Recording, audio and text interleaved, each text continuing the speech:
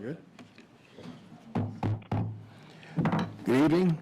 I'd like to call to order the Strategic Planning Committee meeting, special meeting, Wednesday, March 8th, 2023. We're going to try to keep this to a 2-hour meeting, number one, and I thank everybody that's been trying very hard, and I owe this group an apology. I walked by those two beautiful things there. I didn't even look at them, and I went back, and it's phenomenal, and I'm sure you'll tell everybody about them. Okay, public comment relative to agenda items, except for you. Okay. Anyone online? Public comments relative to agenda items? Okay. And we actually do have a quorum now, so you... And we do have a quorum now. Approval of the minutes of February 21st, 2023.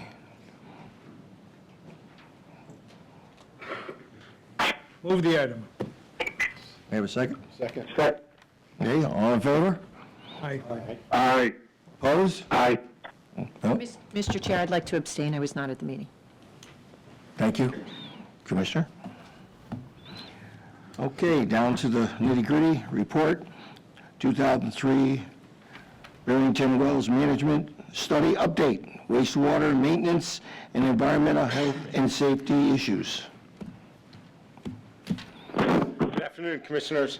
My name is Tom Tom, I'm the Director of Facilities, and I'm going to give you a brief overview today of what the Facilities Division is, and then today's focus is going to be on water pollution control and maintenance, which has 3 main elements. The next meeting, we will cover water supply and treatment, along with rec and our lab, and that will be the other portions of the facility group. But I have with me today a bunch of our senior managers and supervisors, and I'd like to take a moment and allow them to introduce themselves. And these are from WPC and maintenance only, and you'll have an opportunity to meet the water supply, treatment, and lab folks at our next meeting. So, Joe. Jeff Bowers from Water Pollution Control, manager. Good afternoon, Scott LaRose, electronic maintenance. Bob Luigi, Superintendent, WPC. Bruce Lundy, Rocky Hill Supervisor. Mark Geika, East Hartford Supervisor. Mike? Mike Fusick, Facility Maintenance Supervisor. Tom Matthew, Facility Maintenance Superintendent. David Hartley, System, Central Equipment Maintenance and Warehouse Superintendent. Steve Topolato, Stock Facilities Supervisor. Dave Egloff, Central Equipment Maintenance Assistant Superintendent. Carl Valou, Quantic Water Pollution Control Facility Supervisor. Thank you. So the facilities group within the district has 5 main functions. We have water supply and water treatment, which years ago were separate groups, but have now been merged into water treatment and supply. We have water pollution control, which is responsible for treating wastewater. So when we talk about WPC, that's water pollution control. Water quality, which is accountable for all the analysis, analytical of our drinking water and wastewater. And again, this is the lab function. That will be highlighted at the next strategic presentation. And then maintenance, which has, again, as I mentioned, 3 main functions. They operate pump stations, take care of all of our facilities, vehicles, equipment, warehouse. So the 2 highlighted in green are what we're going to focus on this afternoon. So to give you a general overview of the facilities, this is what our org chart looks like. About 164 district employees in the facilities group. It's about 40% of the district's entire workforce in the 5 main areas. So we see maintenance, staffing of 54, water pollution control, staffing of 58. Those are the 2 areas that we're going to focus on today. So to comment on some of the items from the management report. So one of the key points that was in there was about budget adherence, and I'm not going to read the bullets because I believe you all have access to the presentation, but fundamentally they raised the importance of us adhering to our operating budgets. And the table on the right shows the facilities 2023 approved operating budget of the main elements within facilities. So we account for a little bit over $45 million of our operating budget. It's about 22% of the operating budget. And in the past decade, there has been no need for any group within the facilities division to have to request additional funding because they could not stay within their approved budget. And in reality, what often happens is when other groups need a little money at the end of the year, they often look to the facilities group to say, can we take a little bit extra from here? Can we take some from here? Can we take there? So we've never needed more money, and we occasionally provide additional funding when we get near the end of the year. So there was a lot of discussion about succession planning. I know Scott and many of the other presenters that have talked, Chris and Susan, we've heard this theme of succession planning. So we've worked really hard within the facilities division to have a focus on succession planning. And I can tell you on the bottom of the screen is a great overview of what we've done. Just since post-COVID time frame, because we didn't hire a lot of people during COVID, but since that time, we've hired 15 people from outside the district. We've promoted 25 internally. 2 of those promotions were people that were hired during that time frame, and I think that's a really great comment on the quality of people that we're bringing in. And we're always trying to focus on developing internally, because people know the mission. If they're here, we have great comfort that they believe in the mission and they want to be long-term employees. But we do bring outside skills when we need it, when it's the right hire. It's not always what we do first, but there are times when we want to bring in people from external. So you'll hear when Jeff Bowers introduces himself tonight, you'll hear a little bit of his background. I came from another utility and many years of engineering before I came to the district. And there are many of our folks here that likewise started their career somewhere else, brought that experience here, and then became part of the district succession plan. So some more just on the succession plan. You've heard many, many times, doing more with less. You'll see the graphs that show how our workload has increased significantly over the years. More facilities, more complex equipment and processes within those facilities, and yet a general reduction in the number of employees.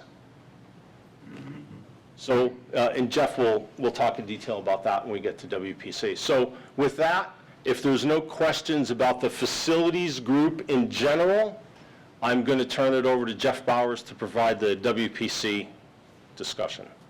Okay. Any questions? Thank you. No? Okay. Well, good afternoon. My name is Jeff Bowers, Manager of Water Pollution Control. I started with the district approximately 18 years ago. Once I started with the district, I hired in as a shift supervisor at our Hartford facility. I was promoted to WPC Superintendent and then promoted to Manager of Water Pollution Control about 3 years ago. Prior to coming to the district, I started my career in the United States Air Force, actually working with both water and wastewater. From the Air Force, I was stationed in Southern California. I stayed in Southern California for about 18 years, worked for a large utility agency out there, very similar to the Metropolitan District, had multiple facilities which I worked at, which gave me a good leg up when I wanted to transfer back out to the East Coast, where I grew up in Syracuse, New York. So today I'd like to talk about WPC, some of our successes. As you may know, WPC has 4 wastewater treatment facilities. Our East Hartford facility is rated at 12.5 million gallons a day. Our Rocky Hill facility, 7.5 million gallons a day with a peak wet weather flow of 27, which is an important fact. Pequannock is rated for 5 million gallons a day. And then our Hartford facility is rated for 90 million gallons a day through our secondary process. Another 110 million gallons a day through our wet weather operations, for a total of that 200 MGD. Thank you. Little fact, Hartford is the largest facility in the state of Connecticut and second in the New England region. So why do we do what we do? Our ultimate goal is to provide clean water that we can discharge to the Connecticut River. With that, I'd like to introduce Robert Luigi. Bob is our WPC superintendent that oversees our Hartford facility. We have some things we wanted to kind of point out at the start of this presentation, a little show and tell. This particular sample is an influent of what's coming in, raw sewage coming into the facility. You have cups for everybody? Yeah. Smell. From there, we have the effluent to our facility, which gives you an idea of the level or quality of what's being discharged to the Connecticut River. In comparison to that, we have tap water. So when you look at the tap water in comparison to our effluent, which we do on a regular basis with tours that we have with college students and high school students, we show them that comparison as a fun fact to say, hey, which one is which? Sometimes they get it right, sometimes they don't. The next one is our mixed liquor concentration. Bob will shake it up. Gives you an idea. That's what is in our aeration basins. We look at it as solids, but in reality, it's a culmination of microorganisms. That is the workhorse of our biological system in our aeration basins. In the beginning of the facility, we have to remove a lot of debris. Those two items there are grit and screenings. The grit is an inorganic material that's very abrasive. We remove it out of the process in the beginning to minimize the impacts to the downstream equipment. The rags, same concept, remove that material so that we have problems with plugging up of various equipment and pumps and sustain the longevity of those pieces of equipment. Next is our sludge that we get in the facility, or as an industry calls it, biosolids. That material goes to our solids processing facility. We dewater it, which means we thicken it up, and then that's a fuel source for our incinerators, and we pump that into the incinerators. This is an ash byproduct of our incinerators, so at the end of this system, excuse me, at the bottom of the incinerators, we capture that ash into silos. From the silos, we transport it into day bins before it goes into a truck that we take off to a landfill. That happens Monday through Friday of every week. Excuse me, just for a second. Mr. Chair, do you want us to wait until the end to ask questions? I think if you ask as we go along, so we don't lose continuity of what's being said. I'm just curious, when you were talking about the 4 smaller items, right? So the first 2, what do we do with those? How do we dispose of those when they come out? So those both get collected in collection bins, and then they're transported as a special waste to a landfill. Okay, so we're trucking those out to a landfill? Correct. Okay, and then obviously that's turned into that, and then that goes to a landfill as well? That is correct. Okay, and do you have any numbers about what we're dealing with on a daily basis, just from Well, I can tell you Hartford? with the ash, not on a daily basis, but on a monthly basis, we're doing about 500 tons of disposal of ash in a given month. 500 tons in a given month? Yes. Thank you very much, Mr. Chair. So the next thing Bob's pointing out is a shadow box that one of our operators created for us. So when we did our tours, and I thought it was a good show and tell here, it depicts what our structures look like for our biofilters. So it's a breakdown of media within the biofilters of wood chips and compost to treat our odorous air that goes through it on a daily basis. So next to that is a series of books.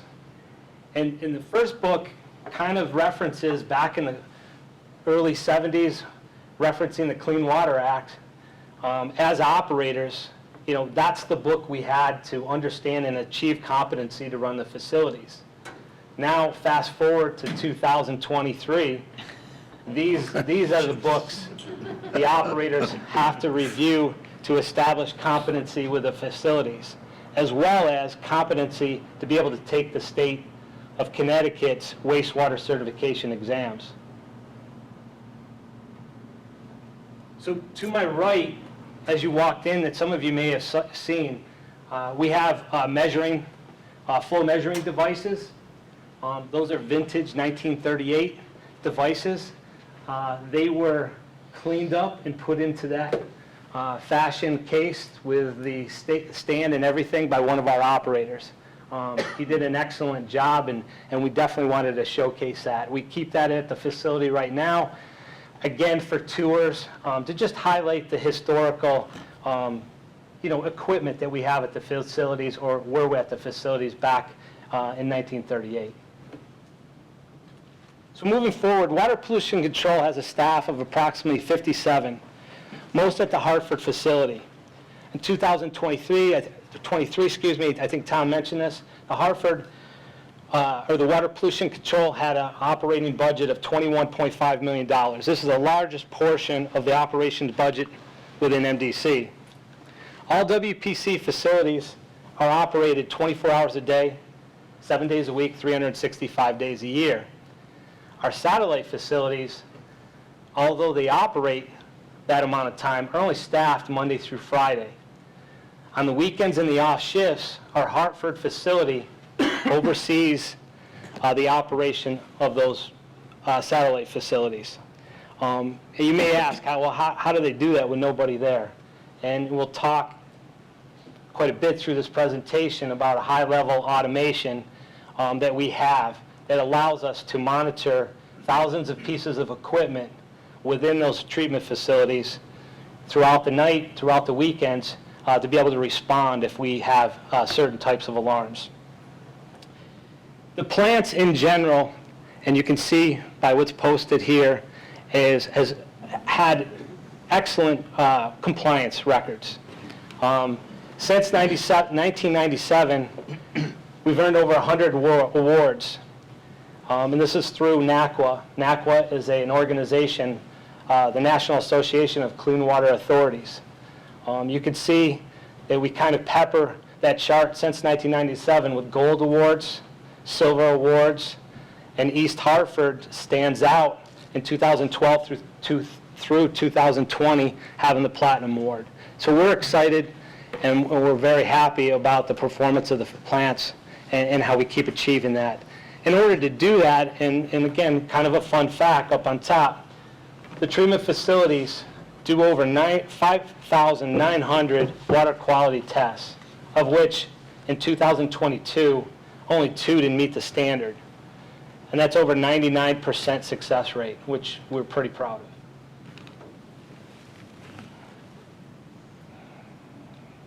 Thank you.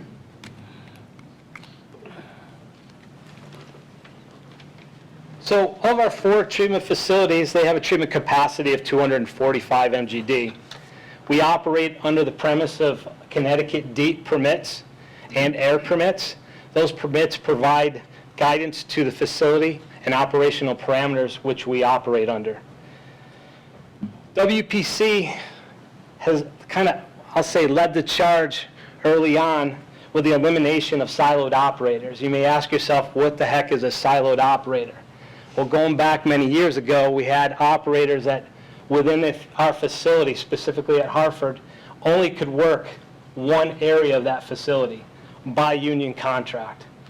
We negotiated with the union and we created what we'll term a versatile operator.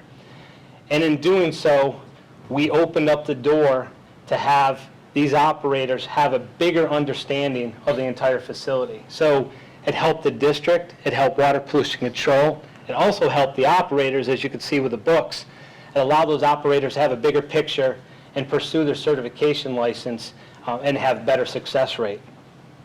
The graph at the very top shows you, as a result of making some of the changes that we've made, we had a significant reduction in staff. During that time frame, we started out with 77. We're down to 57 currently. Same time, you would think with a reduction of staff, you'd also see an increase in overtime with the chart there. In essence, we reduced the overtime over those years. And the theme all along is through automation of the facilities and the operation of the operators, being more understanding of the entire facility instead of a specific area. One of the things we've done to enhance and continue the process of the facilities is operators, aside from just maintenance, perform preventative maintenance work orders to keep the equipment running and establish the longevity of those pieces of equipment. In 2022, water pollution control staff performed over 4,000 preventative maintenance work orders.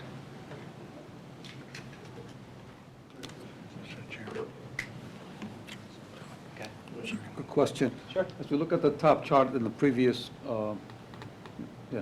Sorry, Commissioner, could you speak in the mic?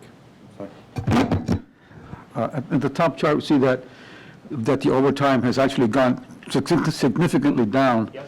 And so has the staffing level over the years. But it doesn't seem to correlate, the budget doesn't seem to correlate to both the decrease in the overtime and the decrease in staffing. Is there a reason why that looks that way, that the budget seems to have gone up, What do you think? but everything else is going down? Well, If I may, your budget is, you made a 200 million gallon a day treatment plant when it was 80, right? So you double the size of the plant. So I think Tom mentioned last week when he was here, he talked about we're taking in less sludge from outside consultants, outside municipalities, because we're producing more of our own because of the wet weather system, so that- the 110. I see that represents our increase in. Right, so our plant's bigger. Operational increase. And we're spending more money, capital investment money to improve the system. We're spending more money, there's more technical people here that have to now maintain all that electronics that we are relying on to operate the plant, right? So you might reduce your operational staff, but you have to increase your technical staff to maintain it, Right, right? understand that. Thank you. In the last decade, we've completed numerous startups at the facilities. Most notably at the Hartford facility, without going through and reading every one of those. We've had some significant ones through our heat recovery process, biological nutrient, ultraviolet disinfection. Many startups, and we've done that without the increase in staff along that way. And actually, as you saw from the previous slide, with actually a reduction in staff. Over the years, we've negotiated with DEEP and led the effort for our 5-year NPDES permits. So we've actually been able to sit down with Connecticut DEEP, review permits, and being able to work through it before they actually officially turn them over to us. It's been a collaborative opportunity for us that our staff has done over the last several years.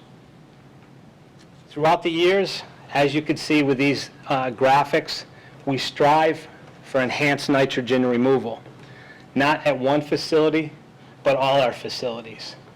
Specifically, in 2021 was the first year that our Rocky Hill and East Hartford facility got a payback from Connecticut DEEP. We don't see that being a one-year event. We see that being a continuous event as we move forward. At the same time, the Hartford facility, as you can see above on the graph, has significantly dropped in its nitrogen, resulting in a reduction in the number or the amount of dollars paid to Connecticut DEEP for that nitrogen. The performance that we've had has been enhanced through these different upgrades, and as well through the education of our staff led by our supervisors here behind me, specifically pointing out Rocky Hill led by Bruce Lundy and East Hartford led by Mark Kaika has shown those reductions to those facilities. Hartford specifically, to the bottom graph, has removed 3.5 million pounds of nitrogen per year from the Connecticut River. Again, we continue to strive to do better. Are you going to change? Nope. Oh, I just want to, if you look at the 2003 report, and we talk about this a lot, we talk about MDC needs to find additional revenues because of everything's more expensive, right? And one theme that I tried to express in my presentation, and I think all the other departments have, is let's be as efficient as we can first, right? So Jeff just showed you roughly $1 million savings on reducing nitrogen because we're mandated to pay for it through the nitrogen credit program from DEEP. So we didn't get additional revenue, but we saved $1 million. So the logic of making sure that we're as efficient as we can be, we can save as much money rather than trying to find another revenue source to be less efficient, right? Sorry, yeah. Okay, energy is one of the largest expenses for the district and its core business. Electricity is the largest component of energy expenses. This comes from, a number of pieces of equipment, thousands of pieces of equipment, from pumps to meters for automation to control our process. The graph here depicts a typical year with the district, referencing 76% of the electrical use is within water pollution control, where only 6% is within our water sector. We have to be prudent as we move forward with our wastewater treatment facilities and some of our energy conservation. So over the years, we participated in demand response programs through Eversource. These demand response programs have provided financial incentives to the district. Since 2018, the district has earned more than $500,000 in performance-based incentives through this demand response. What this demand response does for the facilities is we get a notification, our supervisors get a notification, and they indicate to us, please shed power. We have an itemized list to do that for each and every event. By doing that, we get a monetary incentive, and we've been participating, as noted, well back prior to 2018. Continuous improvements have been done, as noted here, a capital improvement project, improvements through the Connecticut grant programs. If you note, at the very top is a Hartford water pollution control project for lighting and HVAC. Although it was the the highest amount in that particular list, if you look to the right, you'll see that the annual savings was significant in comparison to the other projects. Understanding and making the point that by making a change at our facility, because we're the largest use of electricity, has a significant annual savings with some of those upgrades.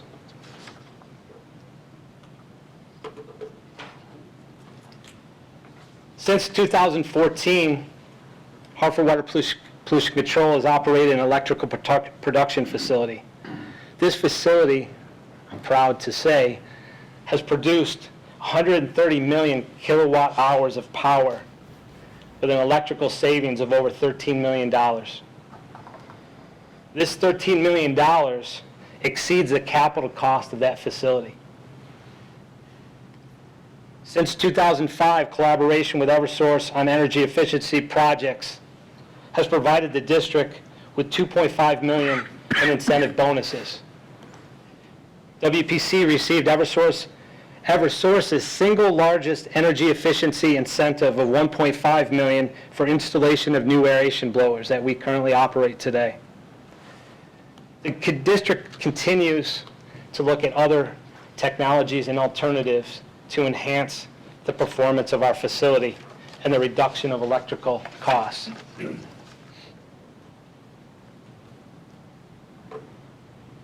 picture here is of our disinfection process. Our effluent during disinfection season goes through this process to disinfect the wastewater. In 2001, 2022, we did an upgrade to this area. The upgrade was to enhance the performance for disinfection purposes, but at the same time to establish efficiency within the UV operation, that efficiency equates to less electrical power being used. And if you can imagine, that facility operates with lamps, 1,728 lamps. So the reduction or the need to minimize the use of those lamps has a significant electrical impact. Our electrical production facility produces 30% of the plant's electrical demand on average daily. This has saved the ratepayers more than $1 million each year, and we produce 1.5 megawatts of power each day.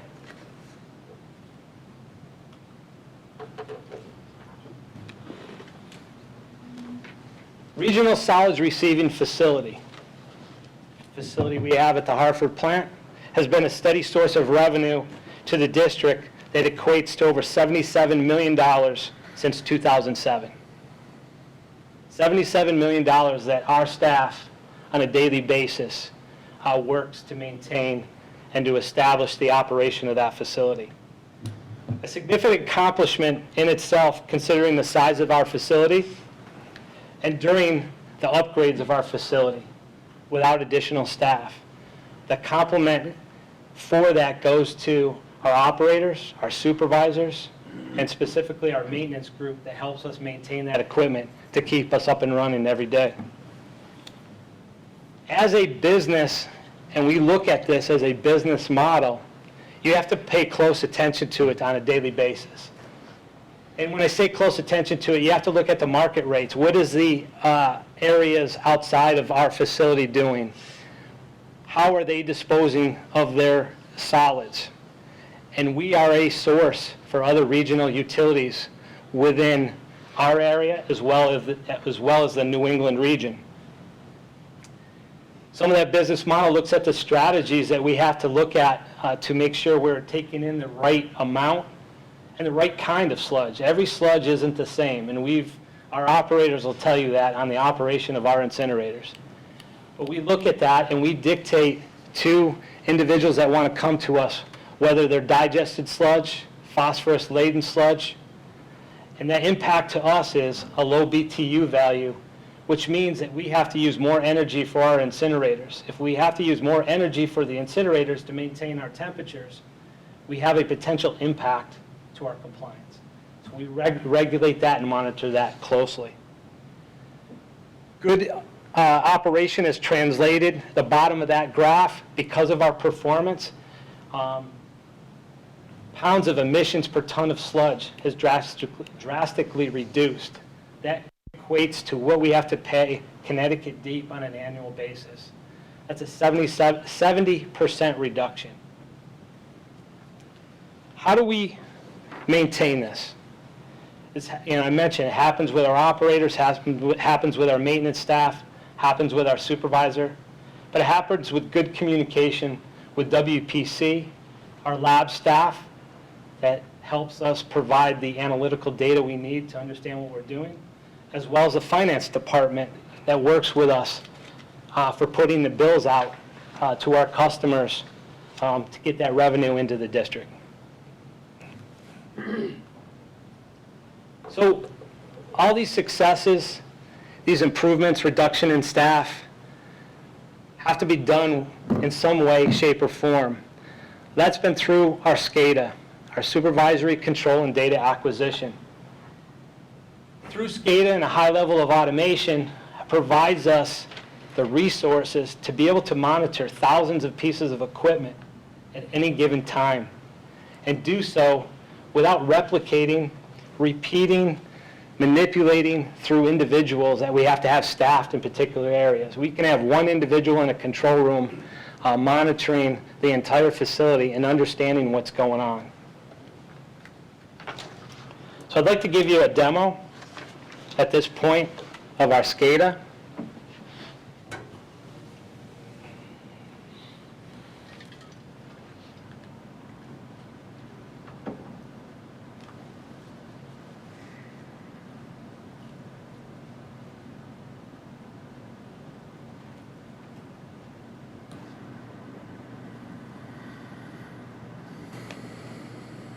Good. So this is what our operational staff supervisors look at. This is a particular overview of the Hartford facility. You might see it as just a picture with a few numbers on it. For our operational staff, they look at that and understand in a quick glance what is going on in the facility. So we refer to this as our overview screen. From that, we'll navigate down into our headworks facility, an area of our plant that the supervisor, I'll say, wants to have a better understanding of what's going on in this particular area. So through SCADA, again, it narrows it down to a specific area, gives more information of what's happening. You drill down further into our influent pump station wet well. You can identify specifically what pumps are operating, the efficiency of the pumps, the output of the pumps, the wet well levels, and understand if changes or not need to be made. And we could drill from there to a control screen that the operators can look at, understanding what each of those values mean and make changes to perform efficient operations of the plant, and to make sure, going back to what I indicated in the beginning of the presentation, to establish that we can maintain that 200 MGD out of the facility. Navigating out of this particular area, go to another area. So I want to look at the incinerator overview.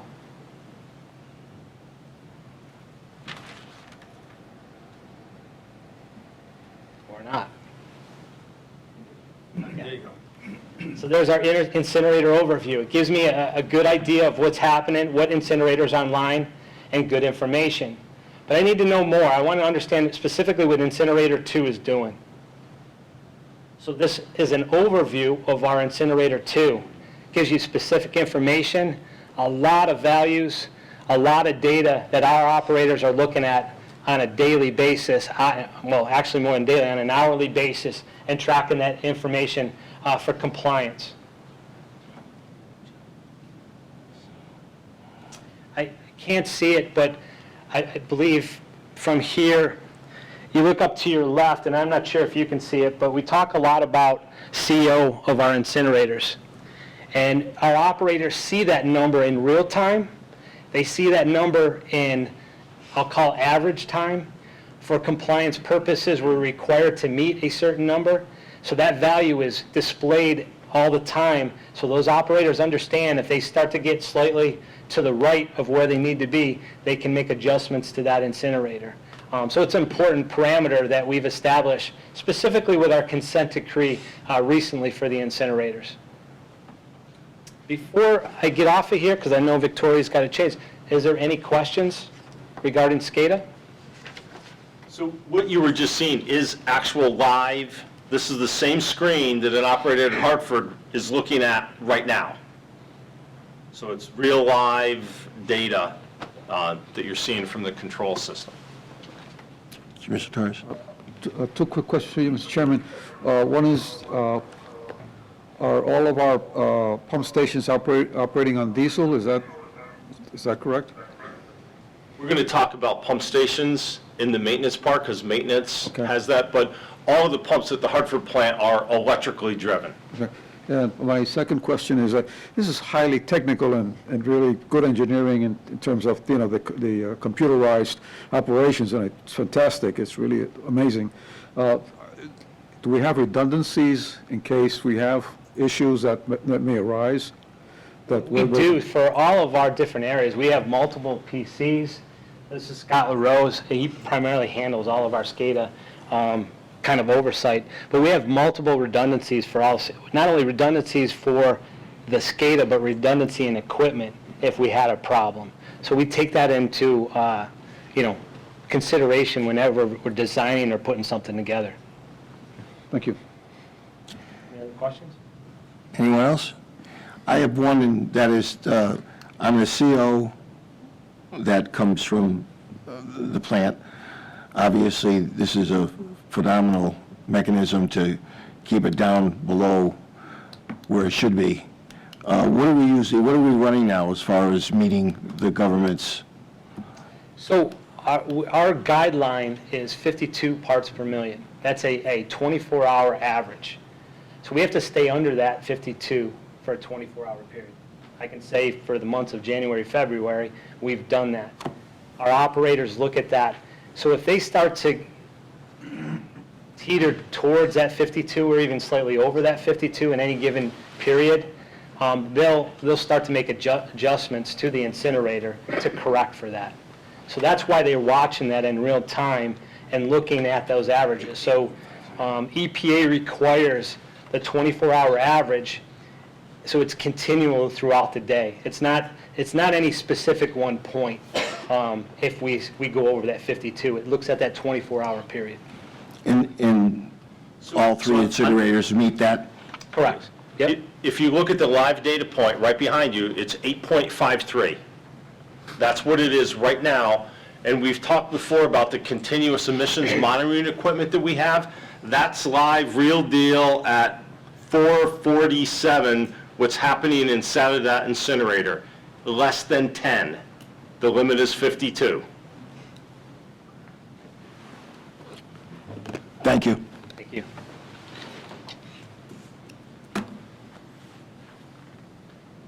Oh, I'm sorry. No, not a problem. So I have a question. I don't know if it's going to be directed exactly at you, but certainly Scott's in the room, so eventually it ends up there. So we have this SCADA system that I think one could assume is in operation 24/7.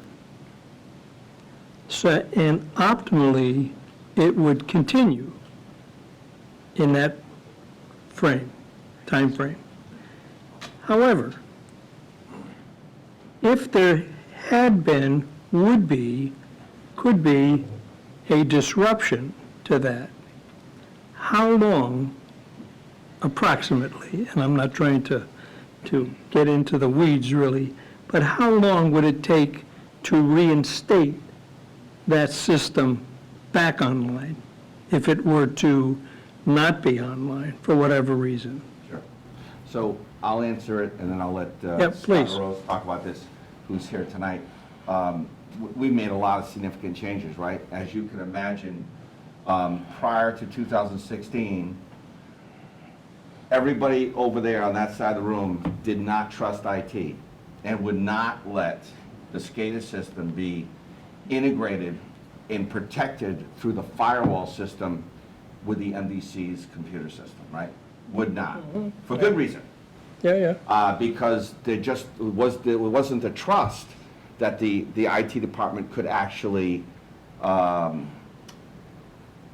mess it up, right? Yeah, So it took a long time for this group on the other side of the room here to trust the work done by Bob Schwarm. I don't know if Bob's here, but and all of the hard work that's been done by IT to really protect our system through cybersecurity, because some of the biggest problems that you've had across the country, like I think it was Target, a lot of the cybersecurity that has occurred with large companies has been through the HVAC control system.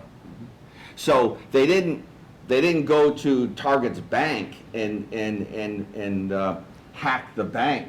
They went through the Johnson control systems that was controlling the air conditioning system for Target.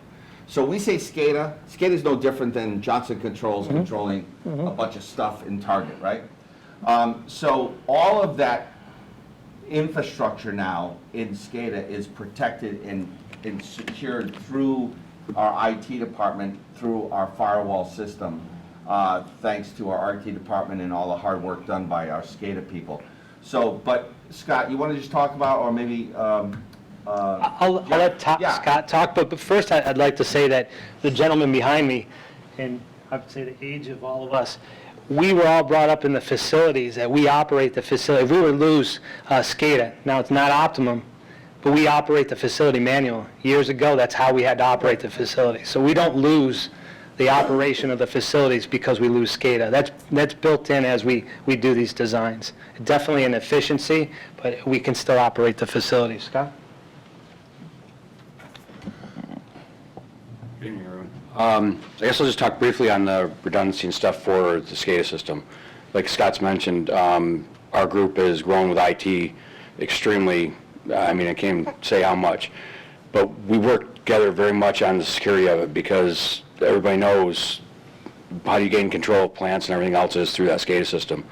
And kind of more directly to your question about how long would it take for us to recover, through the system we've implemented now with IT and our VMware, backups are done continually, systems are backed up.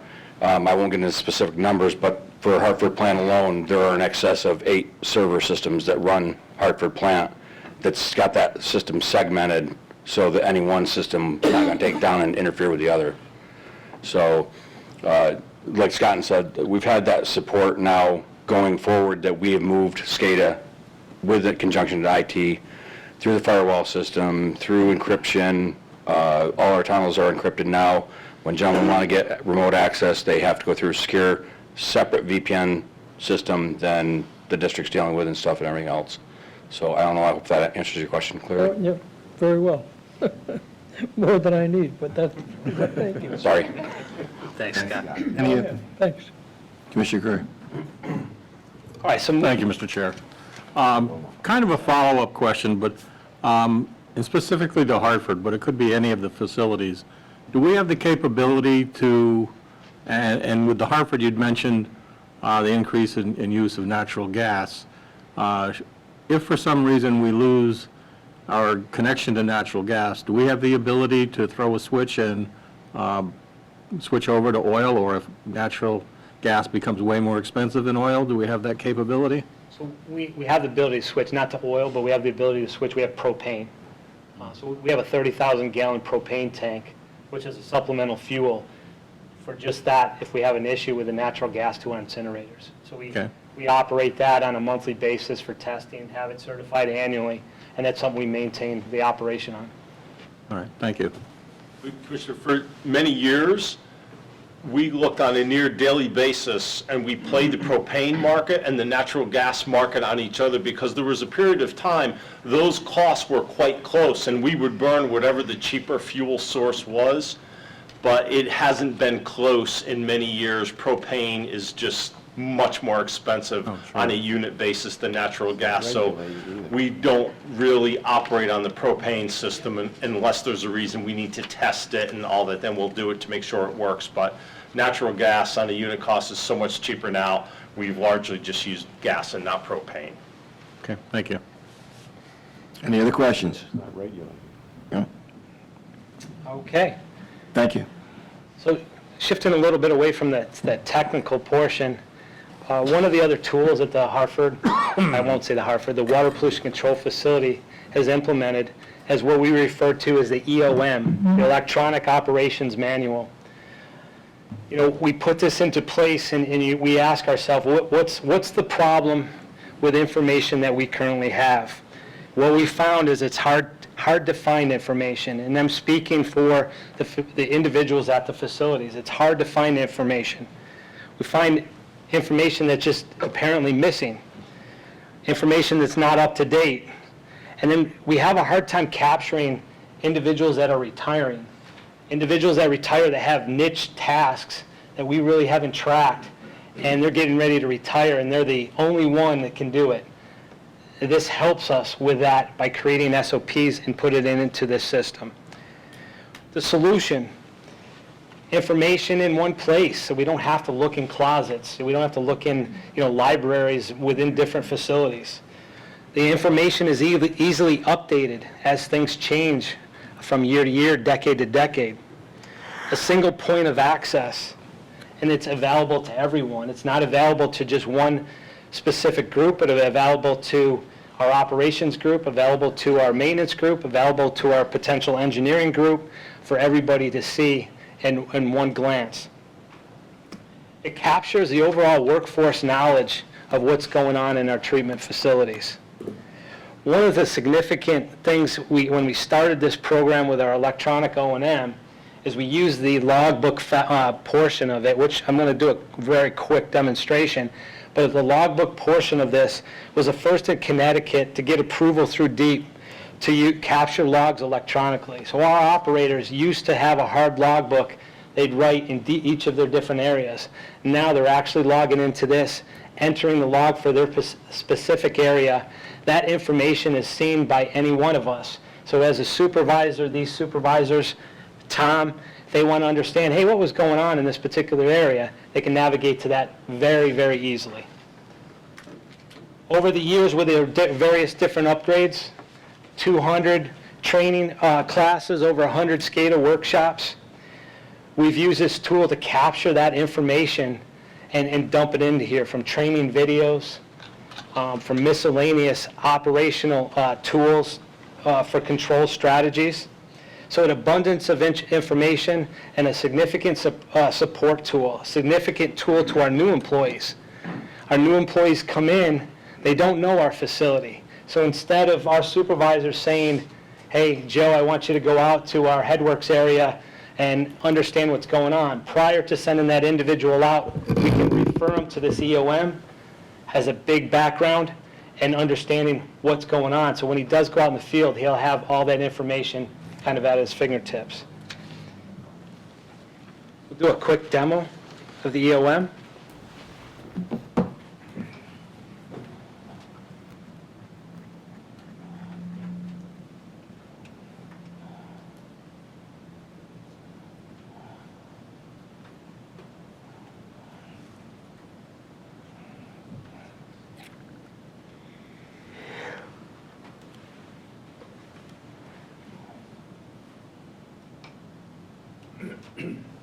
Thank you.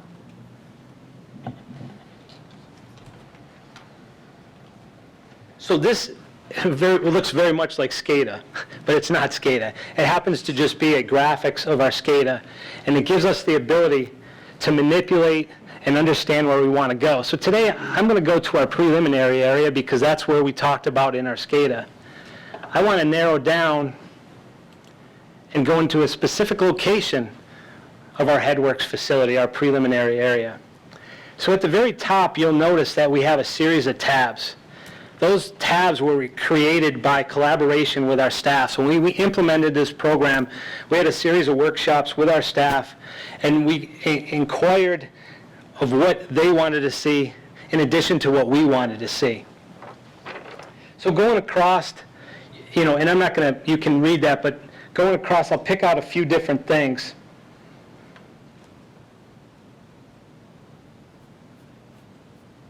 Gives you a system description of the overall operation of what's going on. You can, just a quick glance, you can grab that information.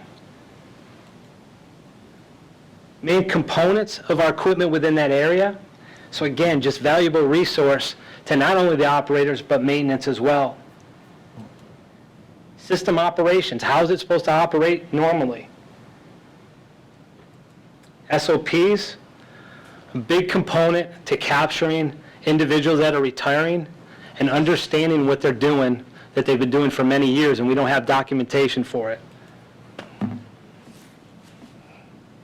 Now you can pull this up. An operator, a maintenance individual can grab this SOP. He can be at his desktop, or he could be out in the field with a tablet. He could actually be on his phone and look at this SOP to review it to make sure everything's going correctly.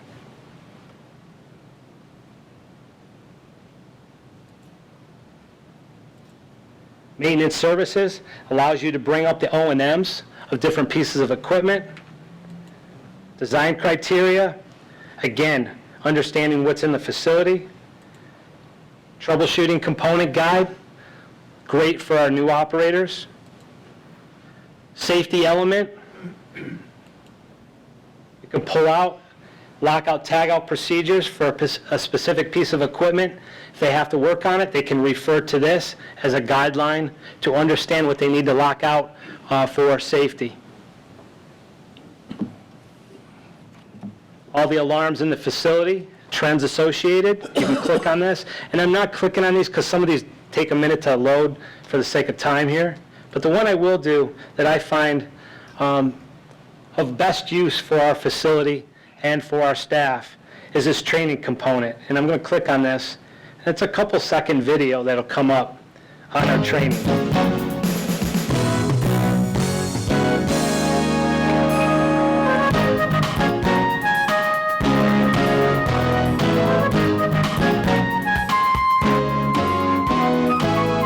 All right, thanks everyone for coming. Good morning. My name is Jim Penn. I'm an Arcadius employee. I'm here with the part of the startup team to introduce you at a 10,000-foot elevation on what's going on your new Contract 20 facility. I know you've seen it come out of the ground. Today we're going to talk about specifically what its intent and how in the future you're going to be able to operate it. I realize that. So that gives you an idea of what the capacity is. Any of our videos, current videos, are easily put into this EOM, so when we have a new operator or just operators that need a refresher, we can put them to this and have them watch these videos. The other component, and I mentioned about our operating logs, is this here. So this is live, as Tom pointed out. This isn't something I just put together as a presentation. This is live in EOM, so our operators, each and every shift for each of the area, notate items that are going on in the facility, have the ability. These are all the different logbooks. Now this is specifically for Hartford. We have this for our East Hartford facility, our Rocky Hill facility, and as soon as we do our upgrade at our Pequannock facility, we'll have it in Pequannock as well. We could switch it back. A quick story on the EOM. We had a new employee. We had to do some troubleshooting on a pump and its operation because we had one influent pump that failed. And that failure put everybody into action. Well, this new employee didn't know too much about what was going on with the influent pumps, but she knew enough because we talked about the EOM. So we're trying to troubleshoot the pump and getting this particular pump back up and running. She's at the computer to the left of us, logged into the EOM and looking at the procedures to try to understand if maybe we missed a step. And I just, at that point, I thought it was a great tool for a new employee, not only to recognize that tool that we could use, but she actively used it in helping us troubleshoot this particular pump. So I'd like to close my presentation with some pictures of our Hartford staff. Without their dedication, their day-to-day operations of our facilities, guided by our supervisors that are behind me, I don't think we'd be able to establish or achieve some of the successes we have over the last several years. Hartford staff, pictures of our East Hartford staff with Mark Kaika as the supervisor. Our Pequannock facility, Carl Valou as the supervisor. And our Rocky Hill facility with Bruce Lundy as a supervisor. That concludes my presentation. Thank you for your time. Any questions? Thank you very much. Any questions? I always have one. I'm sorry. Go ahead. I just like, Jeff, you did a great job, but I just want, I said this in my presentation, I'll say it again. Jeff is an example.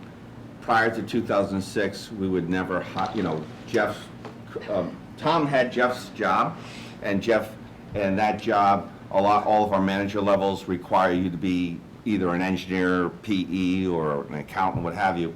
There was actually just a report yesterday that's talking about a number of large companies across the country are actually dropping their requirements for a college degree to actually hold certain positions.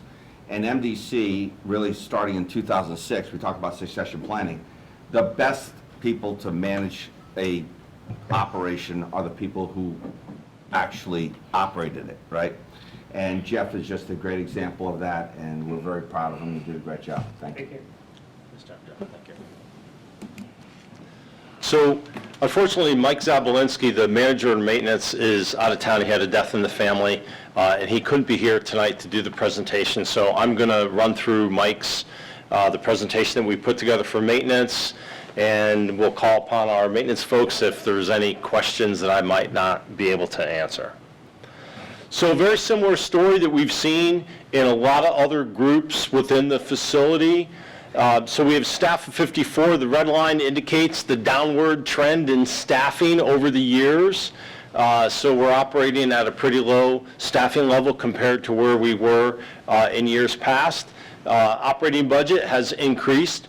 Complexity of equipment, power controls because maintenance runs pump stations, and just general increase in cost of parts and things that we need to keep the facilities running. Everything, from paint to pumps, everything costs more, and so maintenance budget increases with the needs of the district. So our operating budget for 2023, $12.5 million. They work in some very challenging environments, safety first, and they have an outstanding safety record. So there's three main components that I mentioned initially for maintenance. When we talk about maintenance, we have central equipment. You might hear us talk about CEM. So CEM takes care of our fleet, which is much more than just vehicles. It's all the power equipment, all the different things that move within the district, vehicles, generators, all that. And there's two locations right now. Our main is on Murphy Road, where most of the CM employees are. We have a small satellite facility in Bark Hempstead. And there's two employees there right now, and it is interesting because the way the district is set up, we're not small and tight, all in a really close. Like, we have facilities that are pretty far away in Bark Hempstead, and we have vehicles there that need to be maintained. And we found over the years, it's just not efficient for us to be constantly shuffling vehicles, 40 miles down to Hartford, and then someone has to drive back to work, and 2 hours later, the oil change in that truck is done. Now someone has to go back and get it again. So we've recognized over the years that a small satellite facility to take care of vehicles and other, portable equipment in that location really fits us well. So the warehouse takes care of inventory. There are multiple locations, fewer than there were in years past, but that's their fundamental mission. And then we have facilities maintenance. This is what you would traditionally think of maintenance. But within the district, our maintenance group is a lot more than just maintenance. They're actually operations staff as well, because they are in charge of 100 pump stations. In a lot of utilities, the operations of pump stations would fall in the treatment plant. But again, the district has a lot of pump stations. And so you'd either have to have a much, much larger operations staff, but we've kind of developed over the years to the point where maintenance takes care of the operation and the maintenance aspect of the pump stations. There's a large map in the back. It didn't scale down good to PowerPoint, but I would encourage you to take a look, and it gives you a feel for how spread apart our pump stations are across the district. So in addition to pump stations, they take care of all the equipment at all the facilities, as well as the facilities themselves. So when we get a call from someone at headquarters that my office is too cold, it's too dim, it's too bright, it's too hot, that falls to the maintenance group to address. Electrical, mechanical, and instrumentation skill set, as well as many other related skills. So we have folks that can do carpentry, plumbing, masonry, machining, that full complement of skills in-house in maintenance. I can interrupt you for a Yes, sir. second. Thank you, Mr. Chairman. Commissioner Curry, could we go back to the first screen you showed? Okay, you've got the maintenance budget and staffing.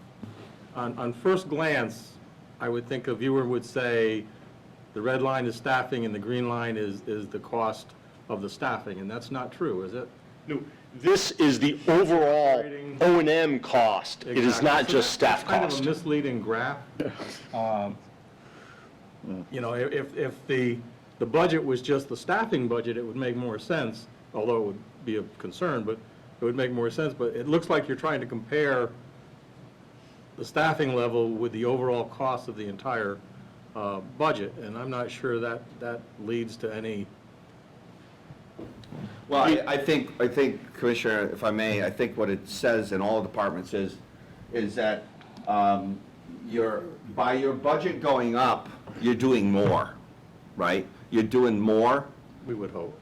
Right, you're doing more. And so why, if you're doing more, why don't you need more staff, is really the point. We're doing more efficient. So you're spending more money, and some of that is due to escalation in cost, or some of it's due to We're fixing more stuff. We've got, we spent $600 million at the treatment plant, and that stuff, which we didn't have before, now has to be maintained. So why are we using less staff? That's kind of the Well, that's logic. my point. You would mention, the cost of equipment, supplies, everything that goes into that operating budget, which really has nothing to do with staffing level. So that's just my concern, that if somebody else is looking at this on the TV screen next week because it's being taped, they may arrive at a different perspective on what that may mean. Yeah, okay, we can clarify that. But I'll just use a rough number. There's about $1 million and change of dollars a year that's in that budget that are widgets that we have to replace. They just wear out, you replace a little pump every year, right? And this group out here does that. So that's built into that budget. So the more things that are built, the more things that we have to get replaced, and we're doing it with less people, is I think the intent of it. But we can clarify that. Commissioner Torres, yeah, that's why I had raised the question before, because I had the same concern, that it didn't correlate. Sure, yeah, we can clarify that for sure. And the explanation is clarifies all of that, but I think it's a disservice to the effort that is being made if it's misinterpreted, as there is no correlation. How can you, understand it? But, we understand, I think, with the explanation, but I think it has to be clarified. Will do. Anybody else? So to go into a little bit of detail in those three areas, so central equipment maintenance, there's about 1,300 pieces of equipment in our fleet. Over 4,000 work orders were completed in 2022, and that's a completion rate of over 80%. And you might say, oh, well, is 80% good? 80% is really good. So there are times when we have part delays because of COVID. We have times when there's simply the complexity of the repair requires us to take more time. So you might get a work order later in the year. The part takes 2 or 3 months to come in. Well, it may look uncompleted at the end of the year, but it gets completed, in the following year because they're over the calendar. So there's a lot of good causes, but this is a good rate for us. Of course, over time we have retirements and we have new staff coming in, and it takes a while for new staff to get up to speed. If we don't fill positions as quickly as we would like to, whether it's just lack of availability of staff, sometimes we go out to look for mechanics and there's simply not mechanics available. Sometimes we get lucky, we find some great new employees, so sometimes the staffing levels play into the completion rate of the work orders as well. There's a little table over on the right that kind of breaks down the different classes of equipment, and I apologize, you can't quite see the numbers, but that's roughly the breakdown of the 1,300, and you should hopefully see that in your Tom, file. before you move, I'd just like to call out Dave Hartley. So, Dave, can you stand up, please?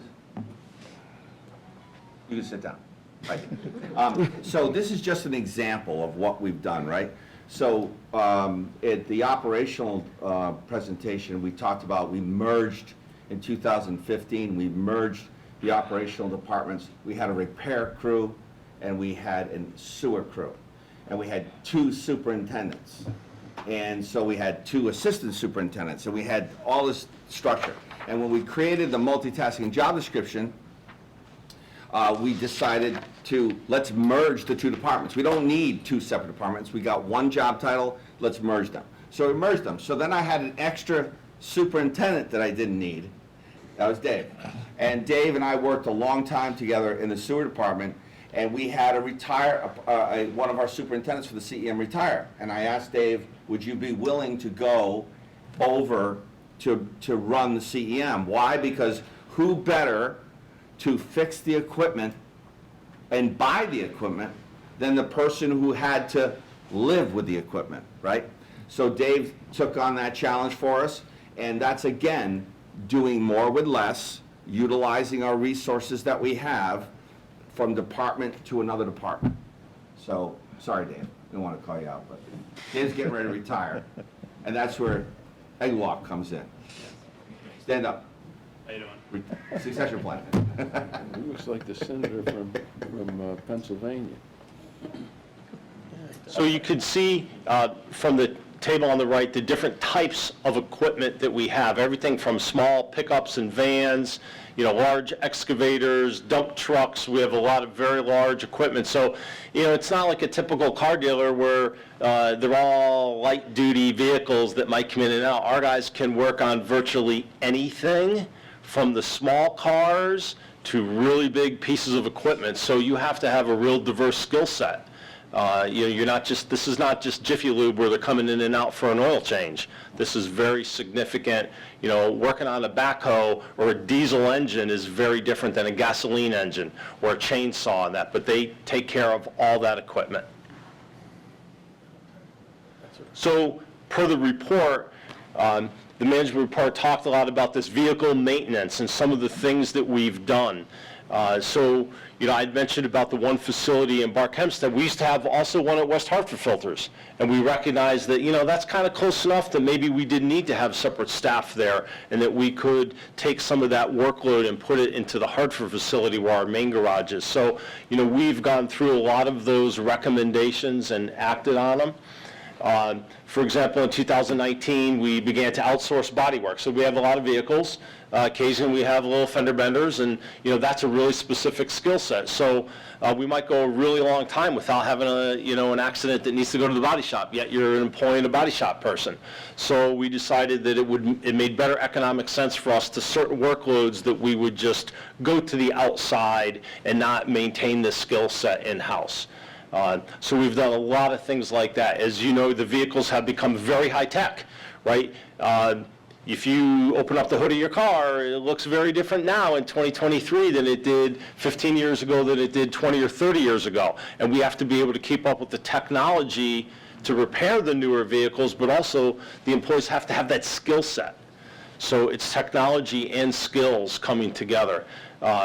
They have a huge workload, and it's pretty complicated in CM, and they do a fantastic job. We do data gathering, so we talk about big data and analytics and how you do it. This is a very highly orchestrated approach to maintenance. So we gather vehicle information. Every time a car goes to either get gasoline or diesel, we're gathering information from it. We also have the ability to get that analytical data, and it helps drive the preventative maintenance or know that something is about to happen. So very, very high-tech approach to maintaining the fleet. Testament to our folks as well is, we like to keep our vehicles fairly new, and Dave Hartley and his group have done an excellent job at developing metrics about the cost to maintain per mile. And so we have certain triggers that we will look at with common sense applied to determine when we want to get rid of a vehicle and replace it with a new vehicle. And our vehicles draw top dollar at auction. Sometimes we're amazed at the money that we get for our old used trucks, because people know when it has that MDC logo attached to it, it has been very well maintained.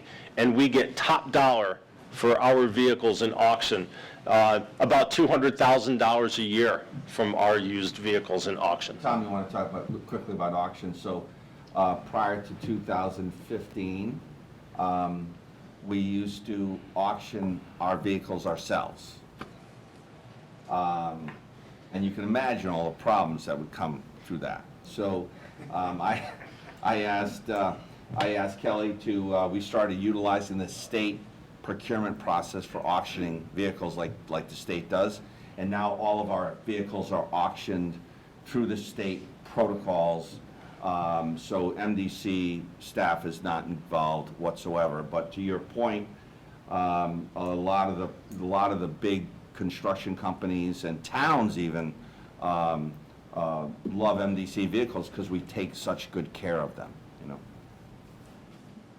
So here's just a few pictures to give you a feel for some of the equipment that we look at: generators, small vehicles, large vehicles. You can see welding being done, on the bucket for an excavator. So we have a very large skill set within our CEM group. And here's a picture of the staff. at Hartford, and to the right is our Bark-Hempstead CEM staff. So the warehouse. The warehouse plays an absolutely critical role in keeping the district running. So all the parts that we need for operations, pipe, hydrants, the fittings, you saw the water meters in a prior meeting, the parts at WPC that we need, all the pump stations. So every part is going to come through the warehouse function. So they need to make sure we have the right part when we need it. 5 years ago, that wasn't as big of a challenge as it was when COVID started, and suddenly we couldn't get certain parts. And I have to say, Steve Zuffalato, supervisor of the warehouse, and his folks have done an absolutely incredible job finding us parts and getting them, and we haven't had a loss of treatment because of unavailability of parts. So I put a little example up there on the bullet. So we ordered water meters last October, and they're going to be shipping in November of this year. So 13 months later, the shipment comes in. So it used to be, how long, Steve, when you would order to get meters? 3 or 4 months maybe. Yeah. Now, 3 or 4 months has turned into 13 months.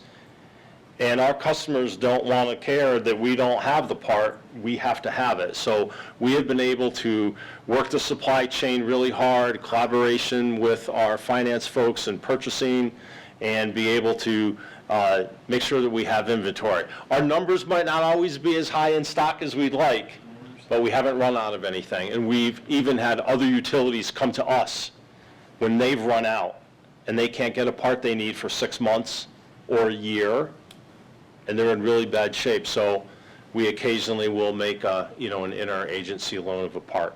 And I think, I don't know the exact date, but prior to 2010, Kerry, we used to have 3 separate independent inventory groups. If you can imagine that. Consolidated. And we consolidated all the inventory under our maintenance department. So earlier, Scott made a comment about the increase in the budget can be due to the parts. And because we have more equipment now than we've ever had, and it's more complex equipment. So you have to have the parts for it, and those parts, especially electronics, are quite expensive. In 2022, the warehouse had over 3,600 transactions of parts going out for repairs, and the value of those parts was about $6 million. So back to the management report, there was a lot of things that were referenced about organization, how we should be organized. If you've ever had an opportunity, and you can see from some of the pictures, our warehouses are absolutely in good order. They are well organized, and it is credit to our staff of how they've taken due diligence to keep everything in really good working order within them. One of the things they started doing a few years ago is these lock boxes. So there's certain repairs and operations that are kind of standard, and you need a fitting, you need whatever parts needed for a certain repair. They started kind of kitting those parts. And we used to have operations staff 24/7, just in case something happened. We've largely gotten away from that. We do have one person on third shift, we have none on first. But a lot of times operations has the ability to self-serve for common repairs. And that has reduced a lot of overtime. We don't have someone sitting around waiting for a pipe to break. A lot of continuous improvement has happened in maintenance, and we really don't ever have downtime because of lack of availability of parts. So, and that's credit to our folks in the warehouse. And there's a couple pictures. If you've ever driven by Murphy Road, Max Road, and you see that big red building with that wonderful new roof that we just put on it, the picture in the middle on the bottom, that's what's inside of it. So we have different earth materials that we'll store in there. Pipes in the field, there's the cast iron, PVC, parts in the warehouse. You can see the good order, and that's the warehouse staff in the upper left. This is not a staff of 25 that takes care of all these parts. It's just a few folks in warehouse. So, maintenance, what we traditionally think of. So there's really three types of maintenance that we perform. A preventative maintenance, triggered typically by time, consumption, flow, hours. So to put it in simple terms, you know, the manual on your car says change your oil every 3,000 miles. Doesn't matter how you drove those 3,000 miles. Doesn't matter if those 3,000 miles were over a month or 6 months. Every 3,000 miles, you trigger an oil change. You may or may not actually need that to be done. But that's an example of a preventative, right? You're trying to maintain the health of your engine. Predictive. This is more of a just-in-time. It's triggered by a condition. So for us, we might take a sample of oil from a piece of equipment. And some of our big pieces of equipment, they don't measure the oil in quarts, it's in gallons. 30, 40, 50 gallons of oil in a gearbox. Well, you don't want to change that oil just because it's today's the 8th, it's the time.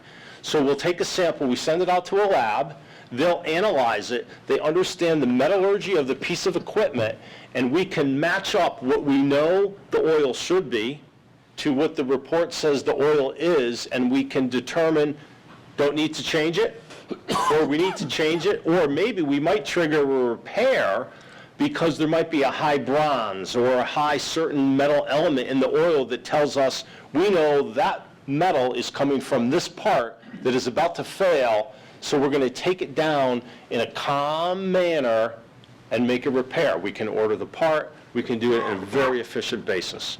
So there's a lot of other predictive tools that we have. There's thermography, where we look at the heat signature of equipment. There's vibration analysis, because vibration typically, if you're a mechanical engineer, you understand that vibration is not a good thing. We don't like equipment vibrating, and we're going to have a little demonstration on that in a few minutes. And then finally, the corrective.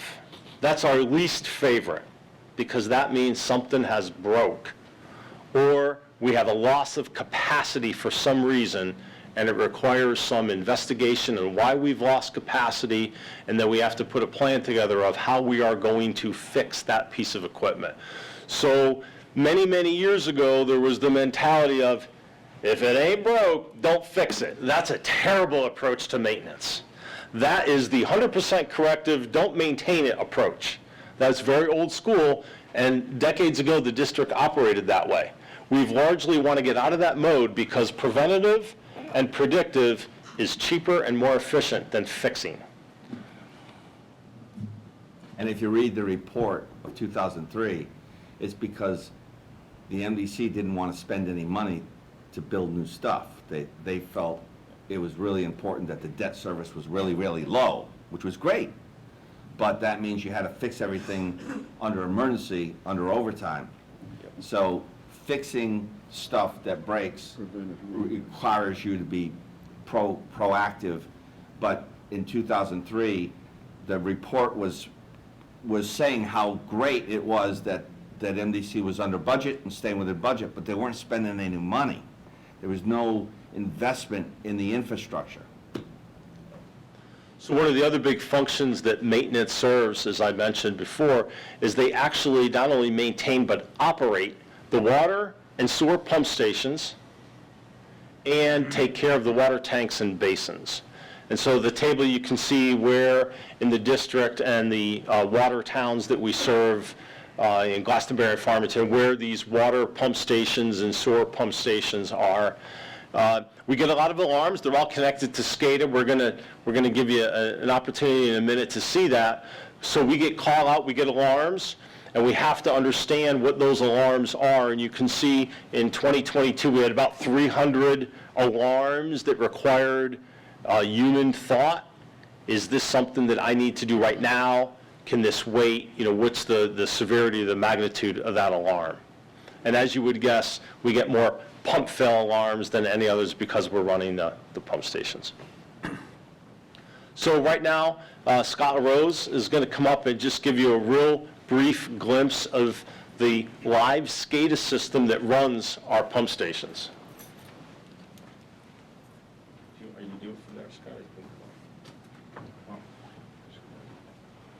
So again, like we saw before, this is live on our SCADA system, completely secured, but it will give you a feel for what the maintenance staff looks at when they use SCADA to operate pump stations. While that's loading, 2015, we negotiated with 2 unions, 184, which is our labor union. We used to have electricians, just electricians, and in 3713, where Scott runs the group for SCADA, we had 2 separate groups, one SCADA group and one electrician group, 2 different unions. Problem was, it was a promotion for our electricians to go into SCADA. So we negotiated, finally, with the 2 groups to, now the electricians are no longer part of 184 and now part of 3713 with a multitasking job description. Go ahead, Scott. I won't take up much time here because I know we're running a little behind, but this is a system that again, Tom mentioned, our maintenance and our command center staff uses to monitor all of our pump stations, whether they're meter pits, tanks, and they can even monitor the treatment plants. But I'll just give you a quick view of like one of our water plants in Glastonbury, is Buckingham Water Pump Station. The ability for us to be able to view this whole station, how it's running, to see discharge pressure, suction pressures, flow at that station is critical to not only just our operation, but for alarming. It tells us how the station's operating when we go and look at a trend for a certain station during alarming or during a storm event, for example. We can tell how a certain pump station is running by looking at the trend for the well. We can tell pump performance and whether that pump is operating normal or not. But this system does control and monitor all of our water pump stations, wastewater pump stations, meter pits. And again, this system also is monitoring our drinking water plants all the way to Barkhamsted, which is water supply, but that'll be in a different session. Excuse me. And that's all I really had for that. I'll keep it short. If anybody has any questions on it, I'd be glad to answer. Scott, you want to talk about the fact that you or your staff can respond from home with this technology if we have to? Yeah, so the ability that Scott's talking about is my laptop and the other technicians' laptops are set up, and again, talking about the IT connection, but we have a secure tunnel in to the district that we're able to respond to alarms and activities both at our pump stations and at all of our plants, including Hartford, the satellite plants, all the way up to water supply, that we can react to alarms and help provide guidance, and in some cases can get involved in direct operation of that facility to recover from that alarm and or to help in some cases for any possible violation that we might have had, whether it was getting a pump station back online, because just not the SCADA system gives us that, we also have control of all the PLC hardware and stuff that we can monitor, again, remotely, securely, and help with operations staff. So. Any questions? Thank you. Thank you, Scott. Thanks, Scott.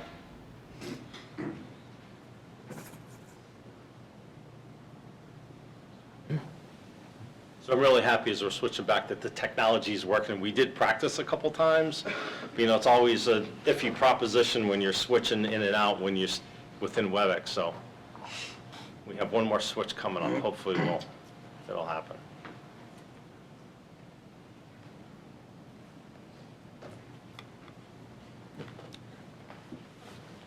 So again, not to read all the bullets because you have this information. So we've spent a lot of time over the years capturing the knowledge that we have. We have a lot of formal documents that we've prepared about how to respond to certain emergencies, how pump stations should be run, what do you do in the weather, all these different things. So, you know, we're just like WPC, trying to get our arms around this incredible amount of knowledge and information that we have, not only for the current workers, because most of them already know what to do, but, you know, trying to prepare for the next wave of workers that come in that expect everything digital. You know, like my kids don't know books, they know phone. And so we're trying to prepare ourselves for that next generation to come in, and the expectations they have that everything is digital, everything is available, everything is a video, everything is, you know, nice and polished. So we spend a lot of time gathering info along the way, trying to help, get us ready for that transition. So we do a lot of improvements at the pump stations, typically 3, 4, 5, 6 small projects a year to do pump replacement, control panel replacement, something that is too small for a contractor to want to bid on and try and make money. And so we do these, small improvements in-house, and our staff has done an incredible job of improving these pump station infrastructure over the years.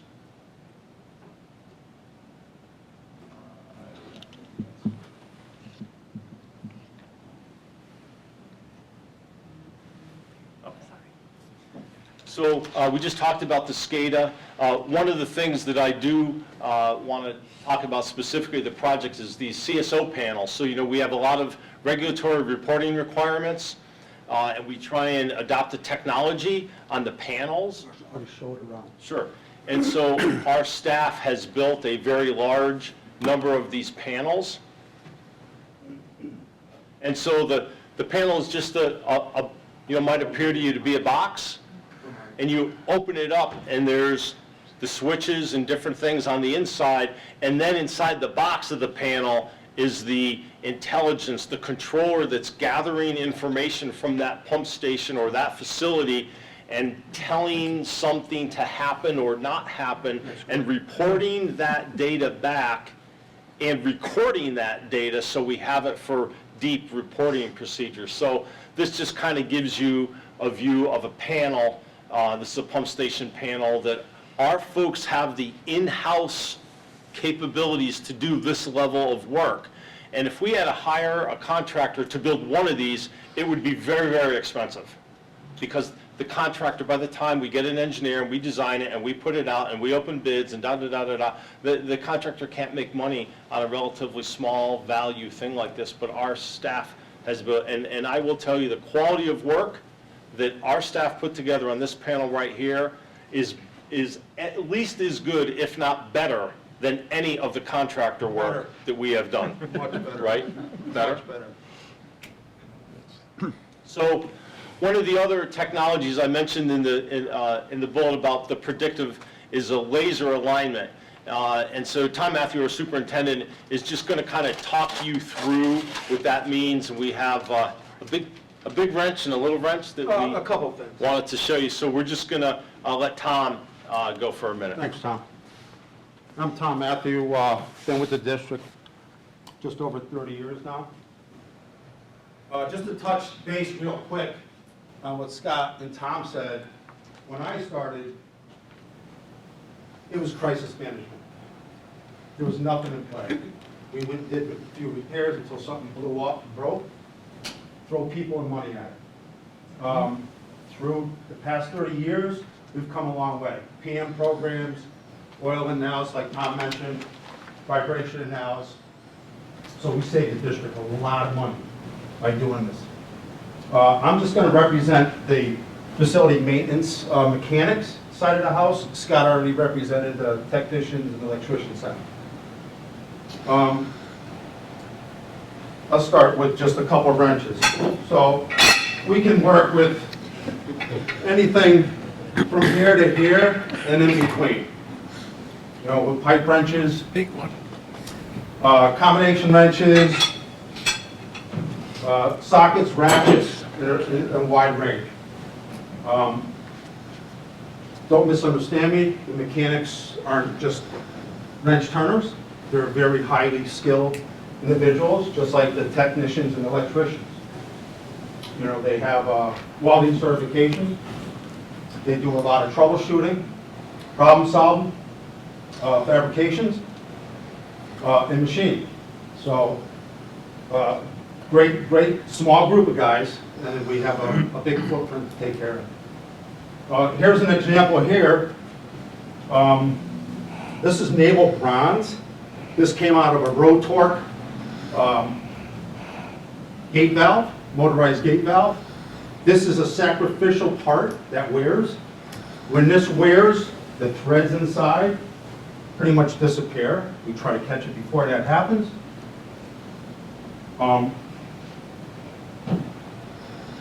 We can order this, but when it comes in, it usually doesn't fit. So to put this back in the lathe, trying to get a bore bar lined up with these Acme threads, it's a nightmare. You don't even want to go there. So what we do is we order what we call a blank. We'll bring it in and we machine it all in-house. Wow. If you order, like I said, already machined, it could be several weeks plus to get it, and it doesn't fit anyway. So we have the capability of doing all the machining. We don't break the machine down. They can take this part and go try it. If it's tight, they come back, they set it back up, take another 15 thousandths off until it fits nice. And the turnaround time for us to do this, on a good day, 5 hours. On a bad day, 8 hours. So it's a pretty good turnaround. Typically what happens when this starts to fail, and that's $400 savings also, by doing it in-house. And being in a member town, I kind of like the savings. So Mike Fusick behind me will get a notification, turn it into a work order. Mechanic would go out to the valve stem.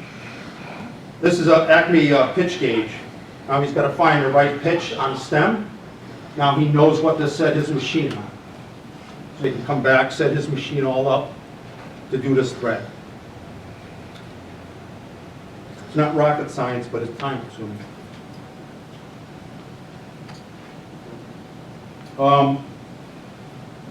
The talent we have, actually, let me just take this down a little bit.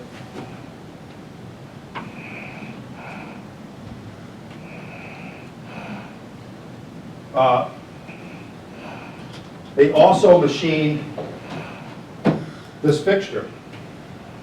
And this fixture is for laser alignment training.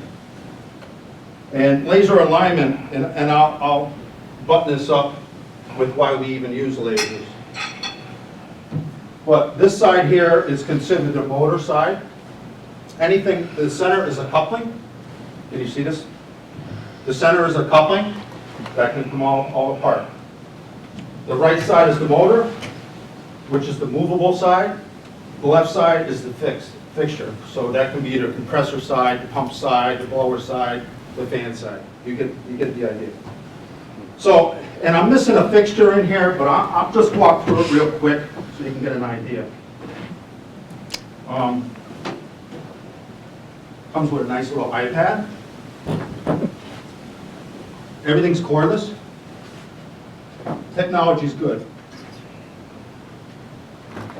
So you basically take these guys, a chain gets wrapped around and holds them on.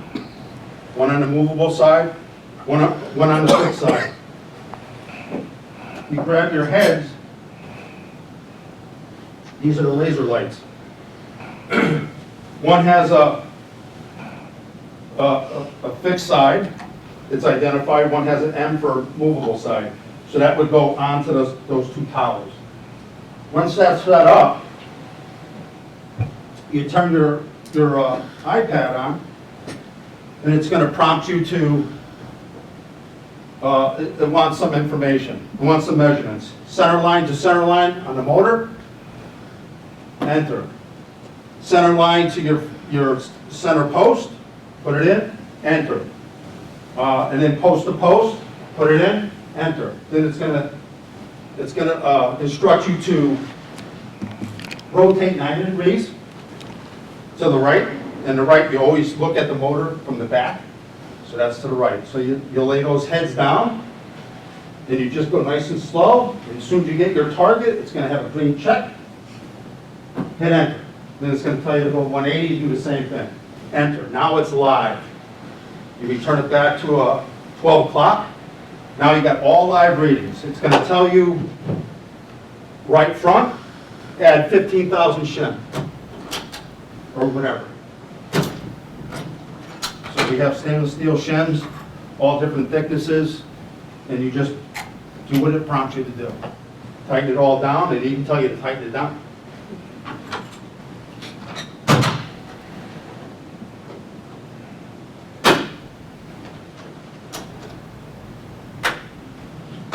once you're all done, it has a separate screen that will pop up. You look on the motor tag, the RPMs, say 1750. You look on the chart, and it tells you what's acceptable range and what isn't. So you might have to add a few more shims, take a few shims out, whatever. Much, much quicker with laser than the old-fashioned way, like I used to do it. And I'll button that up. So when I started here, we had dial indicators, straight edges,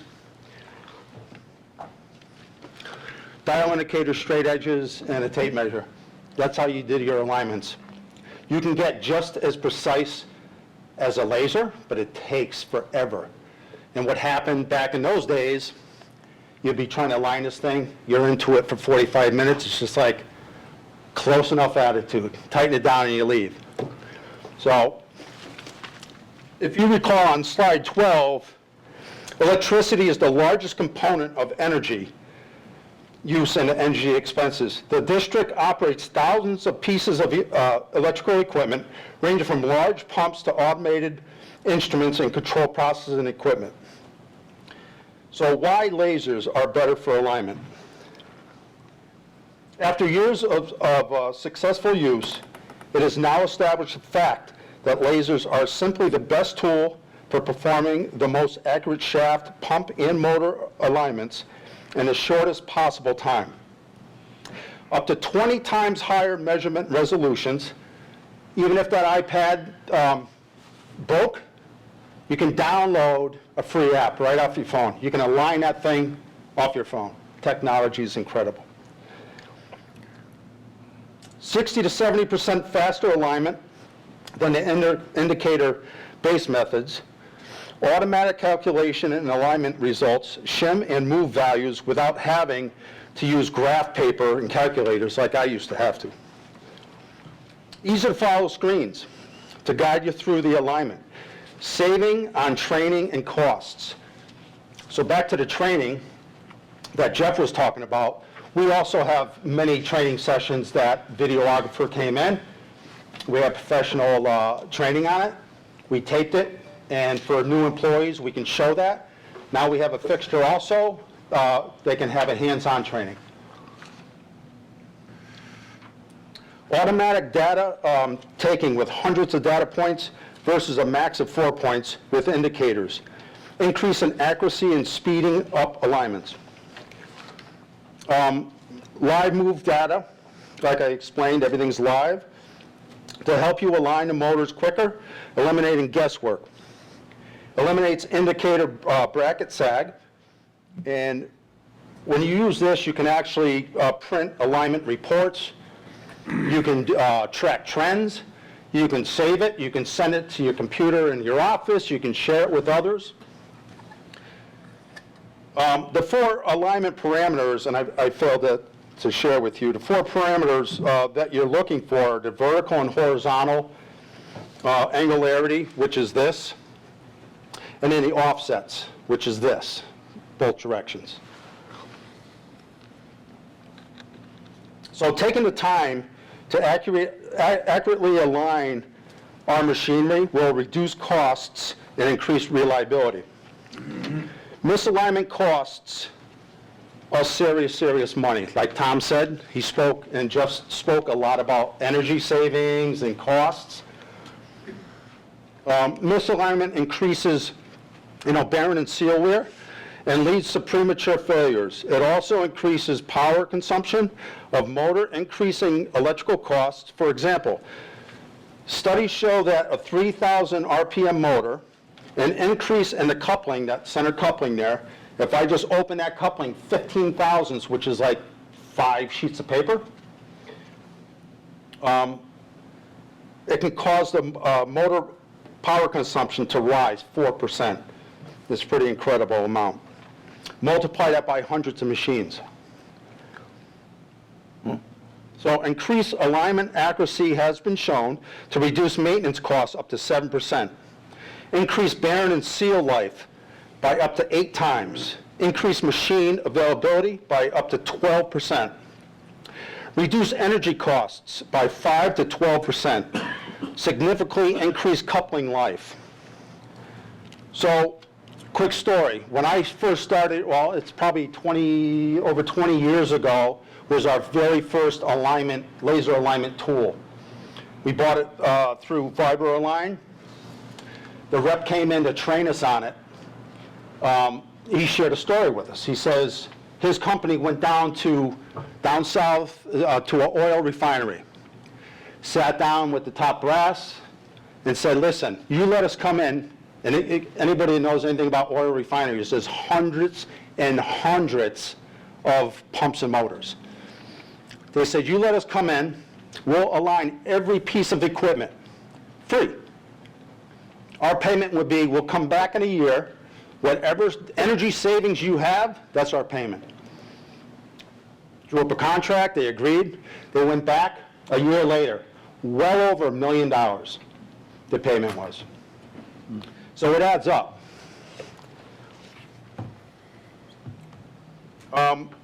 Other technologies that we use in this department, thermal imaging, ultrasound, radar, SCADA, as Scott already talked on. Matter of fact, we have a meeting next week, outside vendor coming in. We're going to sit down and discuss condition monitoring system. Right now we have a contractor comes in, does all our vibration analysis. This is a standalone system, wireless sensors. You can put them on the pumps, put them on the motors. They even have heat sensors. You can put them on VFDs, and you can monitor 24/7 right from here, or your computer. We can cut the contractor out. If we put sensors on, I did some quick math, if we put the sensors on all the equipment we currently check, which is all the critical equipment, our payback would be just over 2 years to get our payback if we invested in this. But I'll let you know how that goes, that meeting. Is there any questions? Tom, when you started, what was your starting job description? When I first came to the district, first of all, it took me almost 2 stinking years to get my foot in the door. I called Russ Manilaw until he got mad, and then, back and forth, Bill Flemke, and yeah, so I came in as a POIT, plant operator in training, just to get my foot in the door, because I looked down the road where I wanted to be. Now you're the superintendent. And this is where I wanted to be. Good. So I've been in maintenance actually for 29 years. So. Good job. No questions, not hearing any, I yield back to you. Thank you. So the last, from the maintenance management study, there talked a recommendation about decentralizing maintenance, and there's a lot of good reasons that we didn't do this. For us in our setup and our locations and being water and sewer, in a decentralized mode, we'd fundamentally need more staff, especially considering our separate locations, between Barkhamsted and West Hartford and East Hartford and all that. And one of the downsides of having the decentralized theory is you don't get that training across multiple disciplines and multiple facilities. So this was a recommendation, and we did not adopt this for a lot of good reasons that I think are still very valid. The last topic in the management study talked about a camera system, and so the district has a very, very highly advanced camera system. We have about 300 cameras around the district. In respect to time, because we still have to do the EH, we were going to demo this live. We're going to forego that, but we have cameras all over. We're able to see facilities. We can see who's in the parking lot in front of Seville Dam. We can see inside a building. So we use it not only for security, but also process control. So in the middle of the night at the Hartford plant, when there's only 2 operators, maybe 3, rather than walking around an 85-acre facility to look at something that is not on SCADA, they might just be able to click on a camera and they can see things. So we use this for security as well as process control. We're in the early phases of a very significant upgrade to our camera system, changing vendors, not through a choice of our own. Someone exited the American market, a little bit of a shock to us, so we're upgrading our technology. But we are always staying on top of the technology and how to deploy this. We have the ability to take a camera if we had, for example, a leaking pipe that an operator wanted to be able to watch, but they didn't want to have to stand in a gallery and watch a leaking pipe to make sure the condition wasn't getting worse overnight, so we don't have to call in staff on overtime. And they look at the camera every once in a while, yeah, everything looks good, move on, saves us a lot of money. So with that, I just real quick want to show you some pictures that we put together of our staff and the variety of work that they do. Some of our electronic and instrumentation folks pulling cables at the back of the Hartford plant, working on everything from small valves to really big pumps. The picture on the right actually shows staff using the laser alignment tools, aligning a pump and a motor. One of our pump stations, removing an old grinder and installing a new one. Working on the Hartford solids processing, our dissolved air flotation thickeners. So for a wrap-up of facilities, very quickly, I would just like to say we have some really impressive infrastructure. We have great technology. Hopefully that's evident. And we have outstanding results. But we don't get the outstanding results unless we have really good staff. So the staff are the ones that take advantage of the technology and the infrastructure to give us the results that we enjoy on a day-to-day basis. So is there any questions related to the facilities group? Because we want to get the EH&S presentation in. Thank you very much.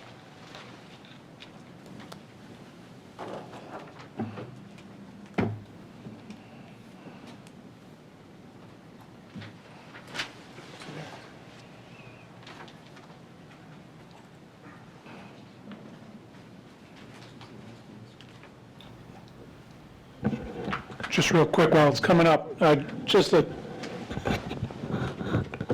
testament of all the hard work that all these departments do. I'll give you an example of a recent emergency, and everyone in this room's had to deal with emergencies, whether it's a sludge line breaking in the basement of WPC and addressing that in really quick time, or water main break, sewer collapse, whatever it may be. It's a district effort to address these things. So most recently we had the 54-inch transmission main break next to I-84. When I first got the call, I figured it was going to be a really bad Thursday. But when it really came down to it, everyone essentially in this room, every single department had a role in that, whether it was Dave Hartley, Dave Egloff, finding a part, all the parts we needed in about 2 hours in Illinois, and by the end of the day, those parts were on a truck. So inventory had a part of that. Maintenance had a part. In all these emergencies, that SCADA system, whether it was 130 leaks in January of 2018, I spent hours on that SCADA system, see what the trends were, see where we were happening, where we were losing water, where were the tanks not recovering. All that's coming from these individuals providing that, making sure that equipment's running at 24/7. What also came out of that 54-inch leak, when it rains, it pours, right? So I got a phone call from Tom, I think, that Saturday. This is about 2 days after the break. Hey, we might have a problem at Reservoir 6. Well, we did have a problem. And I think it's a testament of the folks, and I think Scott LaRose got called and he was on vacation, quickly addressed it, but our staff went out there, operated the facility without SCADA until it was back on. So our staff were able to quickly adjust on that. And again, when it rains, it pours. Later that week, before we put the water main back online, we had a large 12-inch distribution main off Willard Ave in Newington popped underneath the brook. All of a sudden, we were sort of teetering with all our tank levels and everything. Next thing you know, we saw something drop pretty quickly. We were able to address it fairly quickly. I want to say about 45 minutes, we found the leak, shut it down. All through SCADA, though. We were looking at what was happening in the system, what was going on with this tank, why was Newington tank dropping so quickly. So we were actually able to get in the vicinity of where that leak was. If it wasn't for that, we would have been chasing all the miles of pipe that we have in our system, trying to find out where that is. But we were able to quickly, we found it in about 30 minutes, took care of it in about another 15 minutes after that. And then immediately after, which was probably one of the best stories about this, was probably that day, we made an adjustment to our SCADA system to address the surge issue that we found. So these are all the departments working together, everything that these guys do, the ladies do in these departments to push this stuff through, provide us the information, address issues as they come up. It's a testament of sort of the teamwork and the capabilities that we're able to bring up through all these years of everyone learning what their jobs are and rising up and through succession planning. So Craig Scott, we're going to go to EH&S. Perfect example of succession planning. 16 years, Craig? 16 years. Started as an engineer, came from a ton of background on compliance, large facilities, came into the district, basically was responsible for a lot of our permit compliance on the EH&S side, worked very closely with Tom and his staff with everything that has to get reported to all the regulators. But Craig was promoted and well-deserved through manager of EH&S. We did have, I think Sally was about almost 30 years at the district, 28, 29? 25 years. 25. She left recently. Craig slipped into the position really, really well, so I'll turn it over to Craig Scott. Thanks. Thank you, Chris.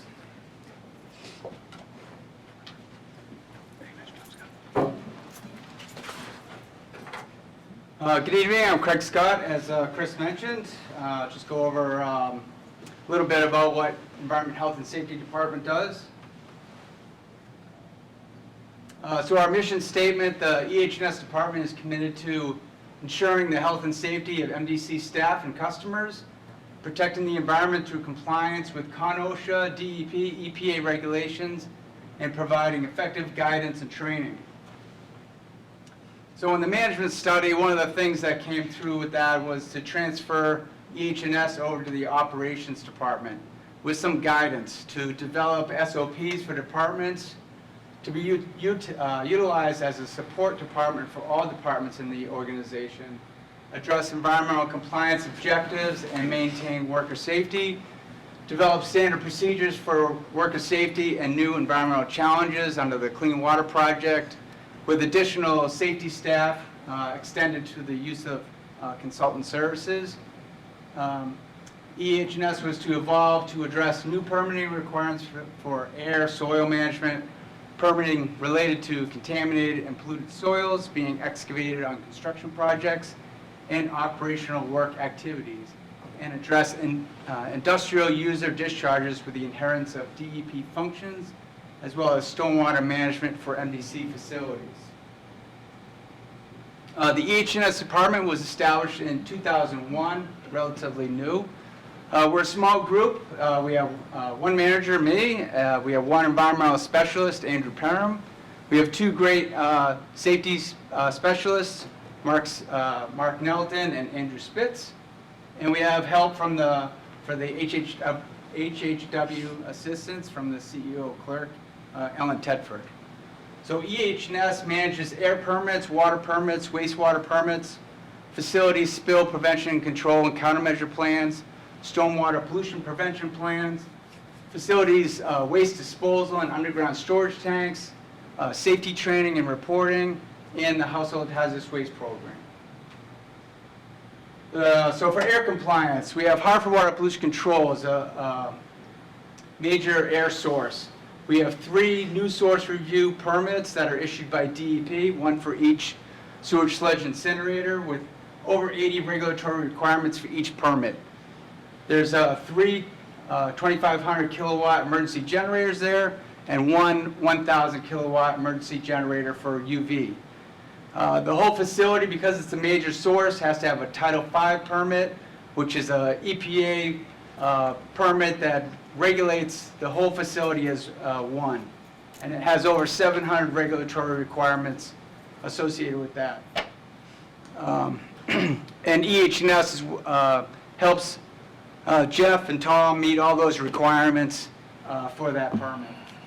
EH&S also has help in the annual emission statement, where we have to calculate all the emissions for the facility. We have to do semi-annual reports for DEP and EPA. We have an annual Title V compliance report where we have to look at all those 700 requirements and make sure that we meet all those particular compliance items. And then we already talked about the continuous emission monitoring system for carbon monoxide and oxygen. There's also reporting requirements with that. And then once every other year, DEP comes down. That's not enough. They come down and they do an inspection for 5 to 7 days to look at all of our permits and all of our reports.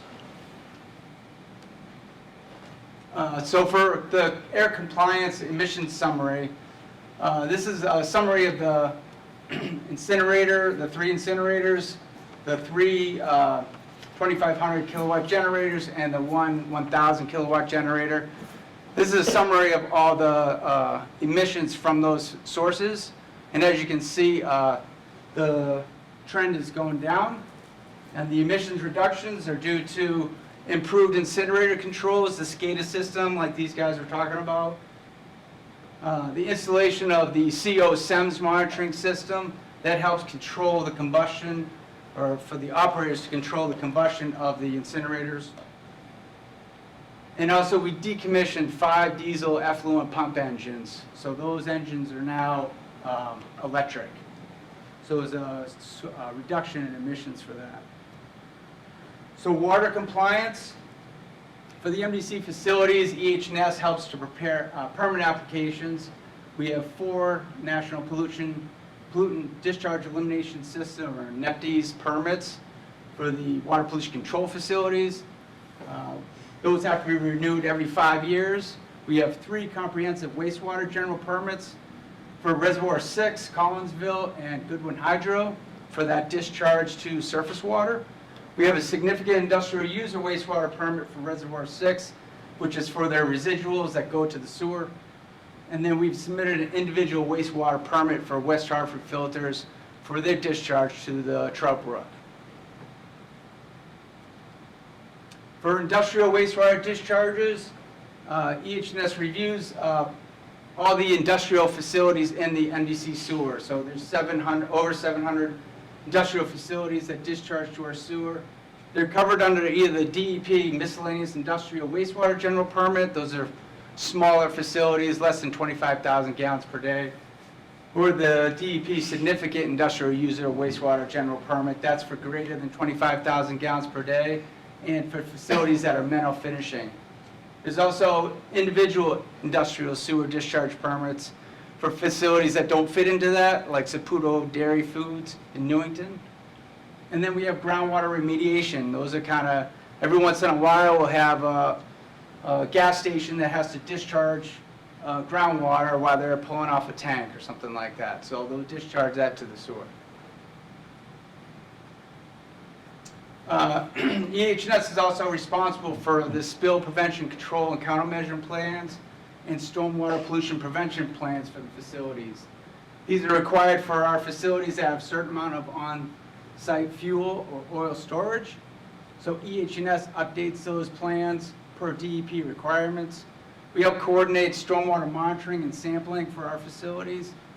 For operations, we coordinated with engineering to install a storm scepter control for a better stormwater BMPs. The facility inspections, the facility does inspections of those chemical storage and stormwater, and those get submitted to EH&S for review. And we do annual training for facility staff for all those facilities. Underground storage tanks. So the underground storage tank, we started out with quite a bit, but we've made an improvement on the closures. We replaced a lot of them with above ground storage tanks. Reduces the regulatory burden and liability to the MDC. And eventually we're going to replace all the USTs with above ground tanks or some sort of alternative energy source. So in total, we removed 53 tanks, underground storage tanks. We got 3 remaining. We have 2 at Pequannock and 1 at East Hartford. The one at East Hartford is going to be removed sometime this spring. We have MDC soil management, so capital sewer and water pipe projects, past practice. Contractors are responsible for polluted soils, which included finding a soil disposal site and for finding clean backfill providers.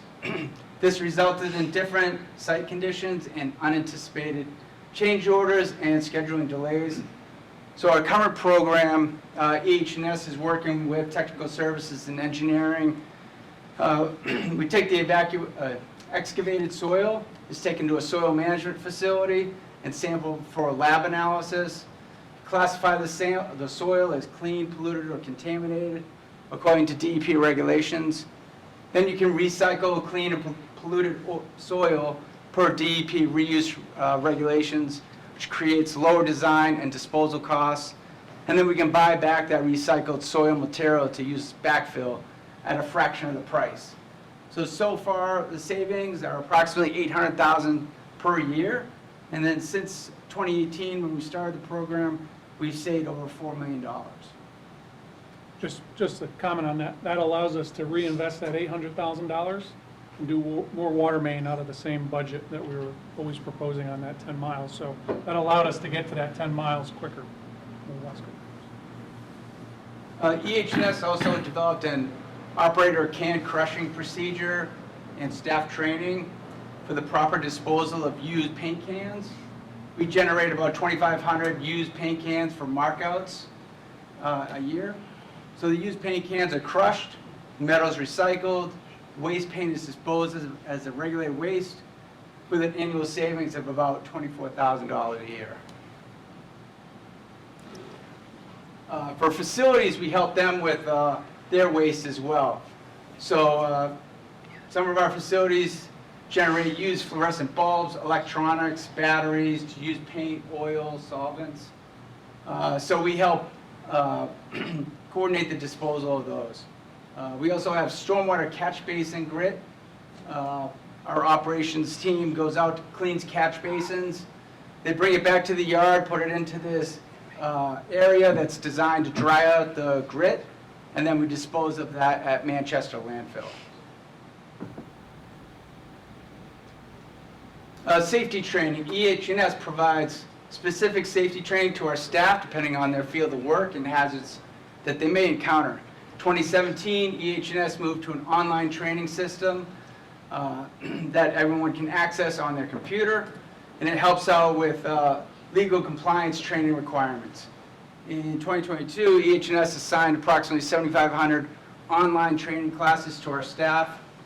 But that's not enough, so we have to do some in-person training. So we've had about 33 in-person training classes for approximately 500 staff. This included first aid, CPR, AED, confined space entry, excavation and trenching, lockout, tagout, forklift operator evaluations, work zone design, short duration work zone, record DOT, waste shipping paperwork, and electrical safety. Currently, we track our monthly requirements for training, and we're about 90% compliant with all of our training. It's an ongoing thing as we staff completes training, we add more training, so it's an ongoing thing. The red is me. We're on a good trend with our OSHA recordable injury. Over the past 20 years, we've gone down significantly. Incidents and accidents are recorded. OSHA logs are maintained to track recurring safety issues, and they're addressed accordingly. We've improved worker safety. We've reduced lost time, improved money savings from decreased workers' comp claims, and we're less likely to get Connecticut OSHA complaints, inspections, and fines. Injury prevention. EH&S has done a good amount of personal protective equipment evaluation for our staff.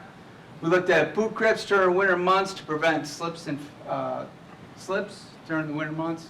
Looked at driver training, the computer-based Precipio classes for district drivers. We enhanced in-person classes for CDL truck drivers, and we review the monthly safety inspections that the facilities send to us. We also meet with our quarterly with our safety committees to make sure that we address issues that they may have. We update any safety programs, procedures, SOPs to address issues that facilities have. We do ergonomic evaluations for office staff. And then we have an annual meeting with our Workers' Comp Trust to identify injury trends and recommendations. Slips, trips, and falls. So we continue to emphasize slips, trips, and falls. It's one of our biggest injuries. We provide appropriate snow and spill supplies at each building. We look at winter footwear, traction aids. We have several styles provided that suit various work tasks. The staff has had a boot allowance which was increased. This is to encourage staff to buy quality boots and replace worn out footwear when they need to. Craig, just real quick, this is really simple, but, so one of our examples, we provide and make sure our staff have, you know, all the protective, the PPE, right, to make sure that they're safe when they're working. And we're providing our staff, as part of the union contracts, we pay for their boots, and we're paying $75. Now, most boots cost $300. So we said to our unions, and they were supportive of it, your boots are just as important. Slips, trips, and falls are just as important as your orange or your green jacket, right? So as part of our negotiation this year with the unions, we doubled that. I think we went to $300, because the boots are just as important as the green jacket. So it's just a simple thing, but it's something to make our employees safe when they're working. Thank you. $300 boot. There is no $75 boot. Okay. That's the problem. You can't buy a pair of boots for $300. So the employee $75. paid the Yeah, but if they're wearing, if they're getting $75 and they're wearing, Carl, can you show us your boots? No, it's a joke. It's an inside joke, but you know, when they have worn boots, and we're only giving them $75, we can't hold them accountable to having good boots on the job site. But now that we're giving them at least, you know, what it's the value, you really can't buy a good pair of boots for less than $250. So we want to make sure that our people have the boots, but then we can also say, we're going to hold you accountable if you're not wearing good boots, you know, that's... Do we make that determination? Tom does. Tom is the guy who beats people up for not wearing good boots. I learned that from Bill Schwarm back in the day. Show me your soles, he used to say. That's true, socks and boots. Yeah, very Military, important. Very let me important. tell you. Safety and environmental communications. So we have bulletin boards at each facility with all the safety information on it. We do email notifications during severe weather. And wet weather protocols include safety information. And we also have hazardous communication with our SDS books that are provided at each facility, which is a summary of their chemicals that they have on site. We just recently purchased a new confined space entry and rescue gear for our staff. This is a 5-piece design. It sets up quickly, easily over hatches and manholes for district facilities. The one on the right there is at our Reservoir 6 facility, so that they can go into their tanks with proper rescue gear.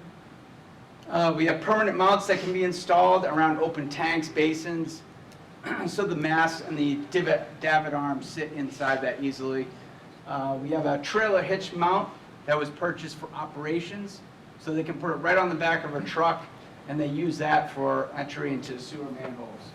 And it's pretty lightweight, so it's you would avoid lifting injuries. Lockout, tagout procedures, this is one of the things that Jeff was talking about. So EH&S has been working with facilities and consultants to create new equipment-specific lockout procedures. The lockout tagout procedures include reference pictures to assist staff, and they're available electronically for plant operators and maintenance staff for accessibility. And this creates a valuable reference document to help train future staff. So we don't want to energize or de-energize a piece of equipment and lock it out without knowing how to do that properly. Do a quick show and tell. No. Here's a typical lockout tagout. So that would be a lock assigned to the technician or the operator. So that's their personal lock. They take the key. They're the only ones that are able to unlock it. So this could control a switch that they're working on. They can lock out a breaker, whatever it may be. But that's typically what they're using. But that's their own personal lock. So they're the only ones that can re-energize that system. So. And then these are some of the typical boot. Yeah. These are some typical boot leads that we supply. EH&S supplies to all our departments that are working on the field. So whenever they need them, we give them to them. Hey, Chris.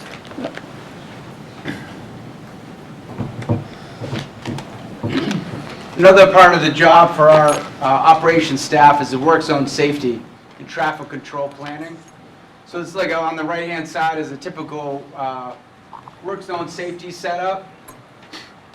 And it's required to have in-person training necessary for our staff to know how to set this up so that we can control motorists, we can control the pedestrians going around our work sites. And there's the problem we have a lot is the distracted driving that's an ongoing problem for us. So our operators and our maintenance people have to be aware of people on the street and set up those work zones safely. EH&S also does work site inspections. So operations staff are repairing and maintaining sewer and water pipes. We'll go out and look at a couple of the job sites. Repairs may require excavations. Those are all inventories, you can't have them. They're great, actually. Repairs may require excavations that have a high injury rate when accidents occur. So there's precautions that have to be taken. We have to use a trench box if necessary. We have to dewire the trench, use a ladder to get in and out of that trench. And then we look at general PPE, hard hats, steel-toe boots, safety vests. And then if they're doing anything specific like cutting or grinding, they have to have other specific PPE for eye protection or face protection, hand protection or hearing. We also look at the proper setup of the work zone and any other health and safety compliance efforts. Put these on. We also have an initiative to do EH&S snapshots as a proactive way to help our facilities out, to look at routine safety and environmental issues. We assist the facilities, look at existing and potential hazards by doing a walk around the facility. And it's a good opportunity. We bring our intern out for the summer to look at some of our facilities and give them an idea of what we do. Any hazards and opportunities to reduce risk are identified and communicated to management. And then we take advantage of leading indicators, prevent injuries and spills, reduce costs associated with incidents, improve organizational performance, and implement any best management practices. We also have a contractor safety program. This was implemented in 2005. So the contractor safety program provides contractors with a clear, concise understanding of the safety requirements and responsibilities needed while working on MDC projects. So EH&S reviews the health and safety program, submittals with the lowest bidder to determine if they comply with the MDC requirements. So overall, this program has provided the MDC with a better quality of contractor in both safety and productivity. So health and safety, we also look at emergency action plans, and we update those as necessary. We look at facilities for managing mercury, lead paint, asbestos management, if they're doing a renovation on the facility. We provide eye protection for our staff, including prescription safety glasses. We provide first aid and AED supply. We look at respirator physicals and fit testing for our staff that need it. We do some air monitoring, and we do hearing testing for some of the operators. So during COVID, EH&S was a big part of the business continuity plan. We assisted HR in developing a process and procedure for the extended FMLA. EH&S continually monitored CDC and state guidance and established internal processes for reporting and quarantining for staff absences. EH&S focused on the health and safety of our staff. We utilized cleaning contractors to hypo-sanitize work areas and vehicles, looked at workspace alterations, distributed face masks and gloves to staff. And all staff were required to wear protective gear. And then EH&S assisted with the return to work plan as well. Lastly is the Household Hazardous Waste Program. It's a pretty big program. We host 10 household hazardous waste collections every year to member towns, including East Granby and Windsor Locks. These collections help keep harmful chemicals out of our environment and drinking water. So in 2022, we had approximately 3,000 customers participate in that. We disposed of approximately 22,840 gallons and 318 cubic yards of hazardous waste. We collected 13,235 linear feet of fluorescent light bulbs, 3,070 pounds of propane tanks, and 210 old fire extinguishers. Bob Morlandson? And last, EH&S is responsibility for the workplace safety of all MDC staff. Through safety programs, trainings, audits, and inspections, it's been our goal to see that all staff go home to their families at the end of that workday the same they came into work. Additionally, with responsible environmental compliance with regulations, MDC will continue to improve the environment that will be handed to the next generation. That's it. Any questions? Yes. Can you go back to slide 22 for a minute, if you would? Do that.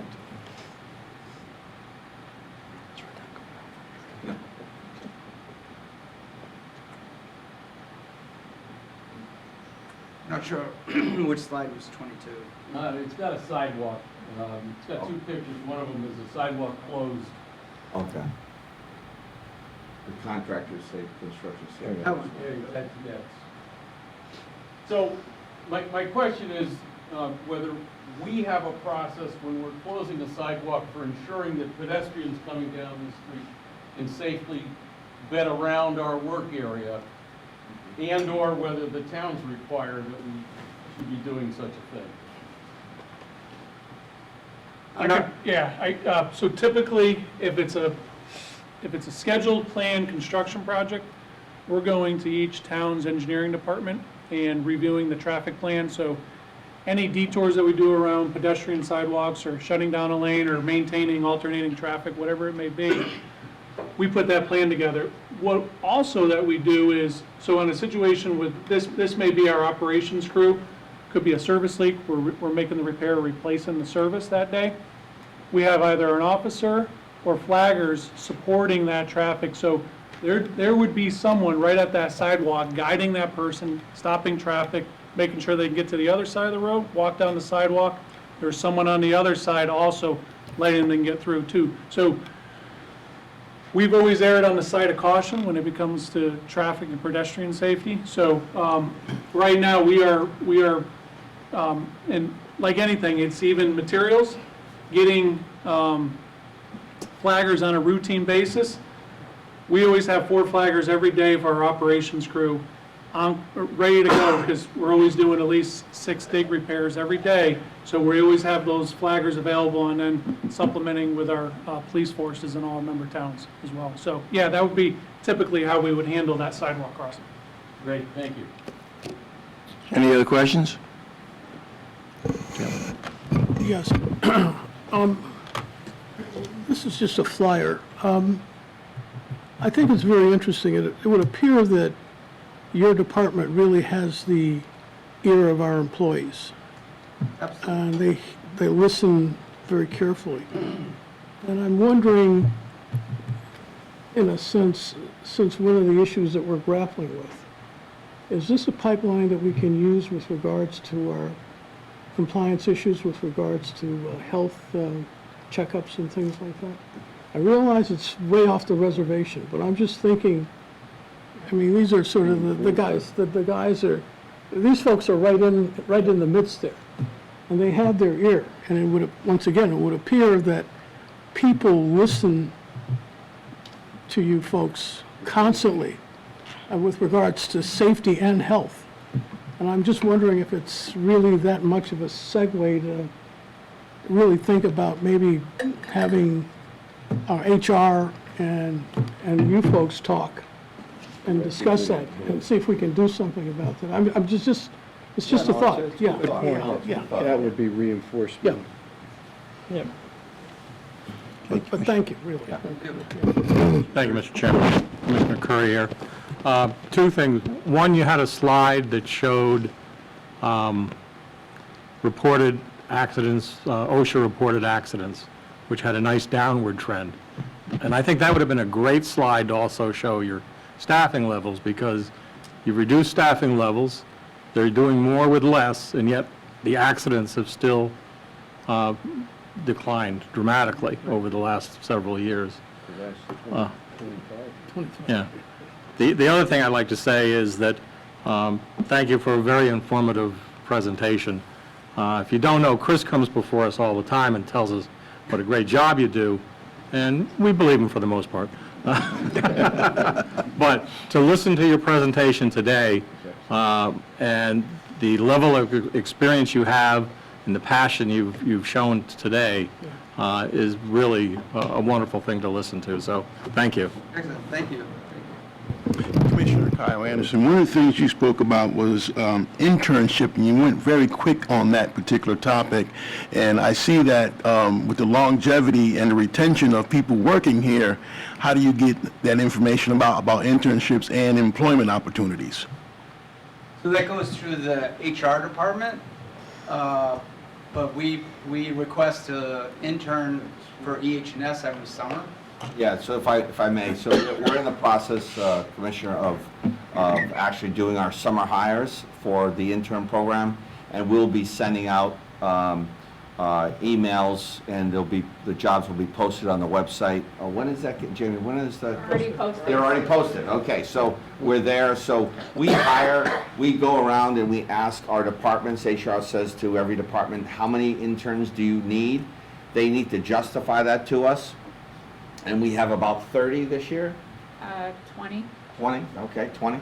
So we have about 20 or so.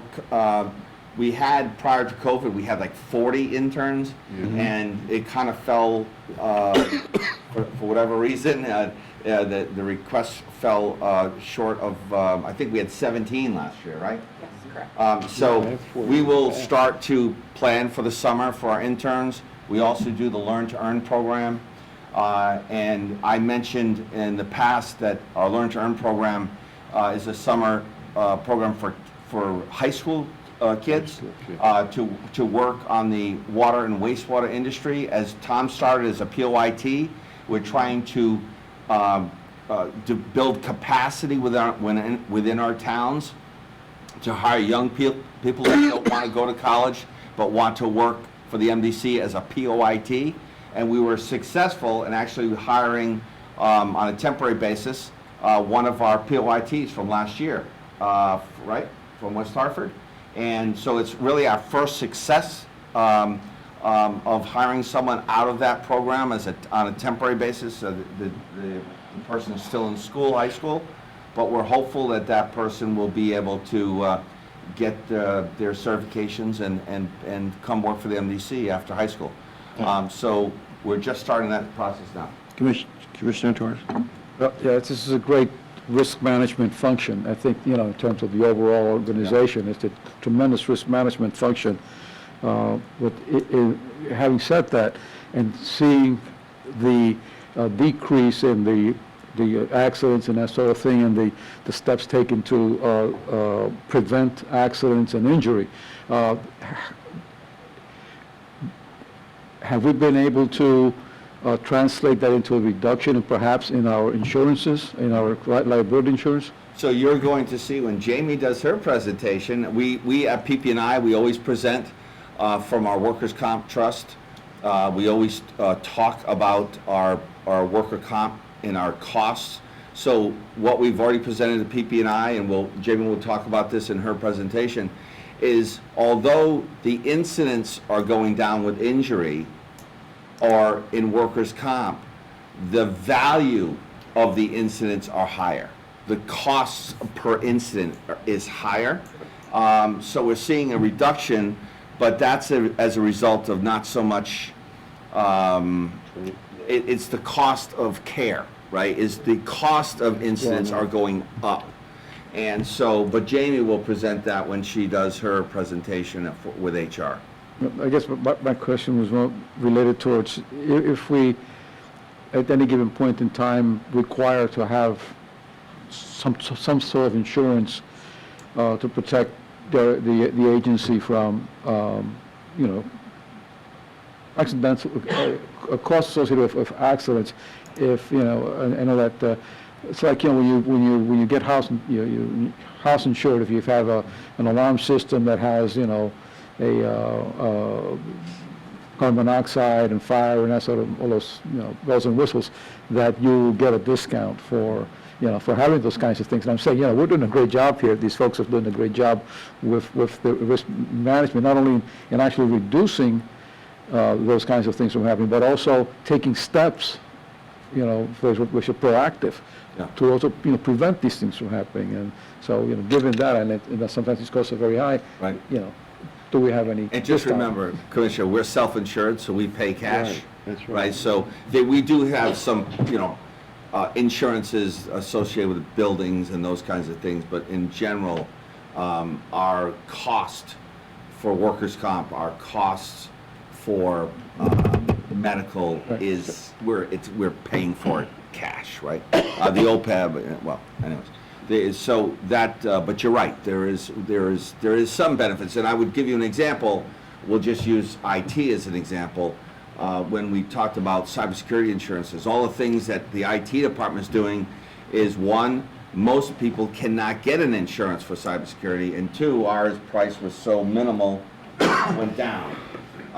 So to your point, yes, we are seeing a benefit, and Jamie, when she talks about the insurances, workers' comp, medical costs, you'll see that as well. Okay, we'll cover that. Chairman DeBella? Yeah, I think, Scott, that was the point, 10 years ago, we started the program with younger people for a purpose of getting them into the system, getting them working for MDC, cuts down on our workman's compensation, because the type of work that our people do is strenuous, and the older you are doing it, the more difficult it becomes on your body. So those are the things that we try to encourage, and it's really working, encouraging people into entry-level jobs here, and even college engineering people moving in. So it's been effective. Yes. And the thing is, we sit here and watch this demonstration and the process that Scott and the staff has put together.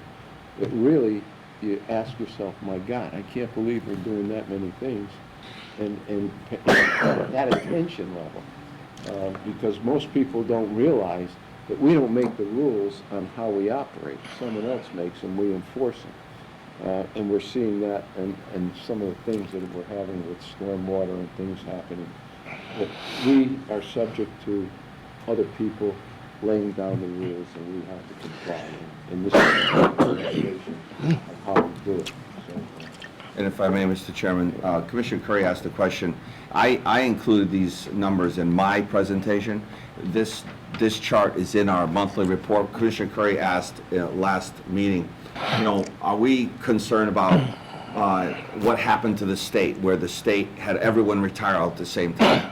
And all of a sudden, the state of Connecticut now had to hire all the retirees back under a 120-day rule because they didn't prepare, right? What they said was, if you don't retire by July 2022, your pension is going to be changed, right? That's what the state did. And they didn't do anything about it. They just, until April of 22, and they said, oh my God, we got to do something because everybody's retiring. So what I presented, and I'll say this again, we, the MDC, we were anticipating this, right? So we've been talking about half of our employees going to retire the next 5 years. We've been saying that for 5 years. And so the numbers are, MDC has hired, since 2015, MDC has hired 151 staff. And we've had 196 retire. So, as we've said, multitasking job descriptions, do more with less. We had more people retire than we hired, but we didn't have 196 people retire, and we haven't replaced them yet. We've been replacing people as people have been retiring, and that's why we're building succession. As you see here, there's a lot of young people that are working here that aren't here tonight, but there's a lot of good young people that we're bringing in, and all these people here are here to train them to be their successor.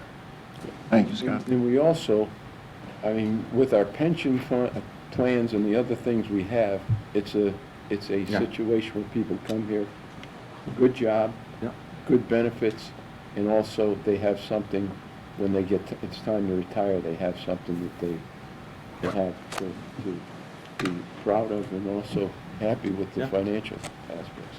Any other questions? Chairman? Yes. Thank you. Commissioner Hoffman. This presentation tonight, one of several now, that would, so as we go through the whole organization, it was absolutely great. I just wish that all of the commissioners would have heard this, because not only was it well done and informative, but what I believe that it showed, most of all, was a certain level of pride in our staff as they define what it is they do, how they're so proud of their work product, which is all good, of course, but they're also so proud of the MDC. And I think that's clearly one of the things that we as a board want to be sure that in fact is happening. They also seem to take, by virtue of their supervisors, they also seem to take a certain level of ownership, not only about their job performance and so forth, but what the corporation does, how it does it, and so forth. And they're clearly appreciated by their supervisors and the senior staff, regardless of what other department they may touch.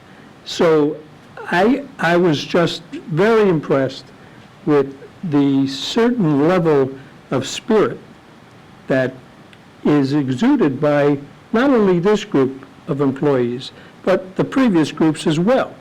And I think that's just so important when we're faced constantly with murmurs, shall we say, in the greater community where, well, things are not so great at MDC.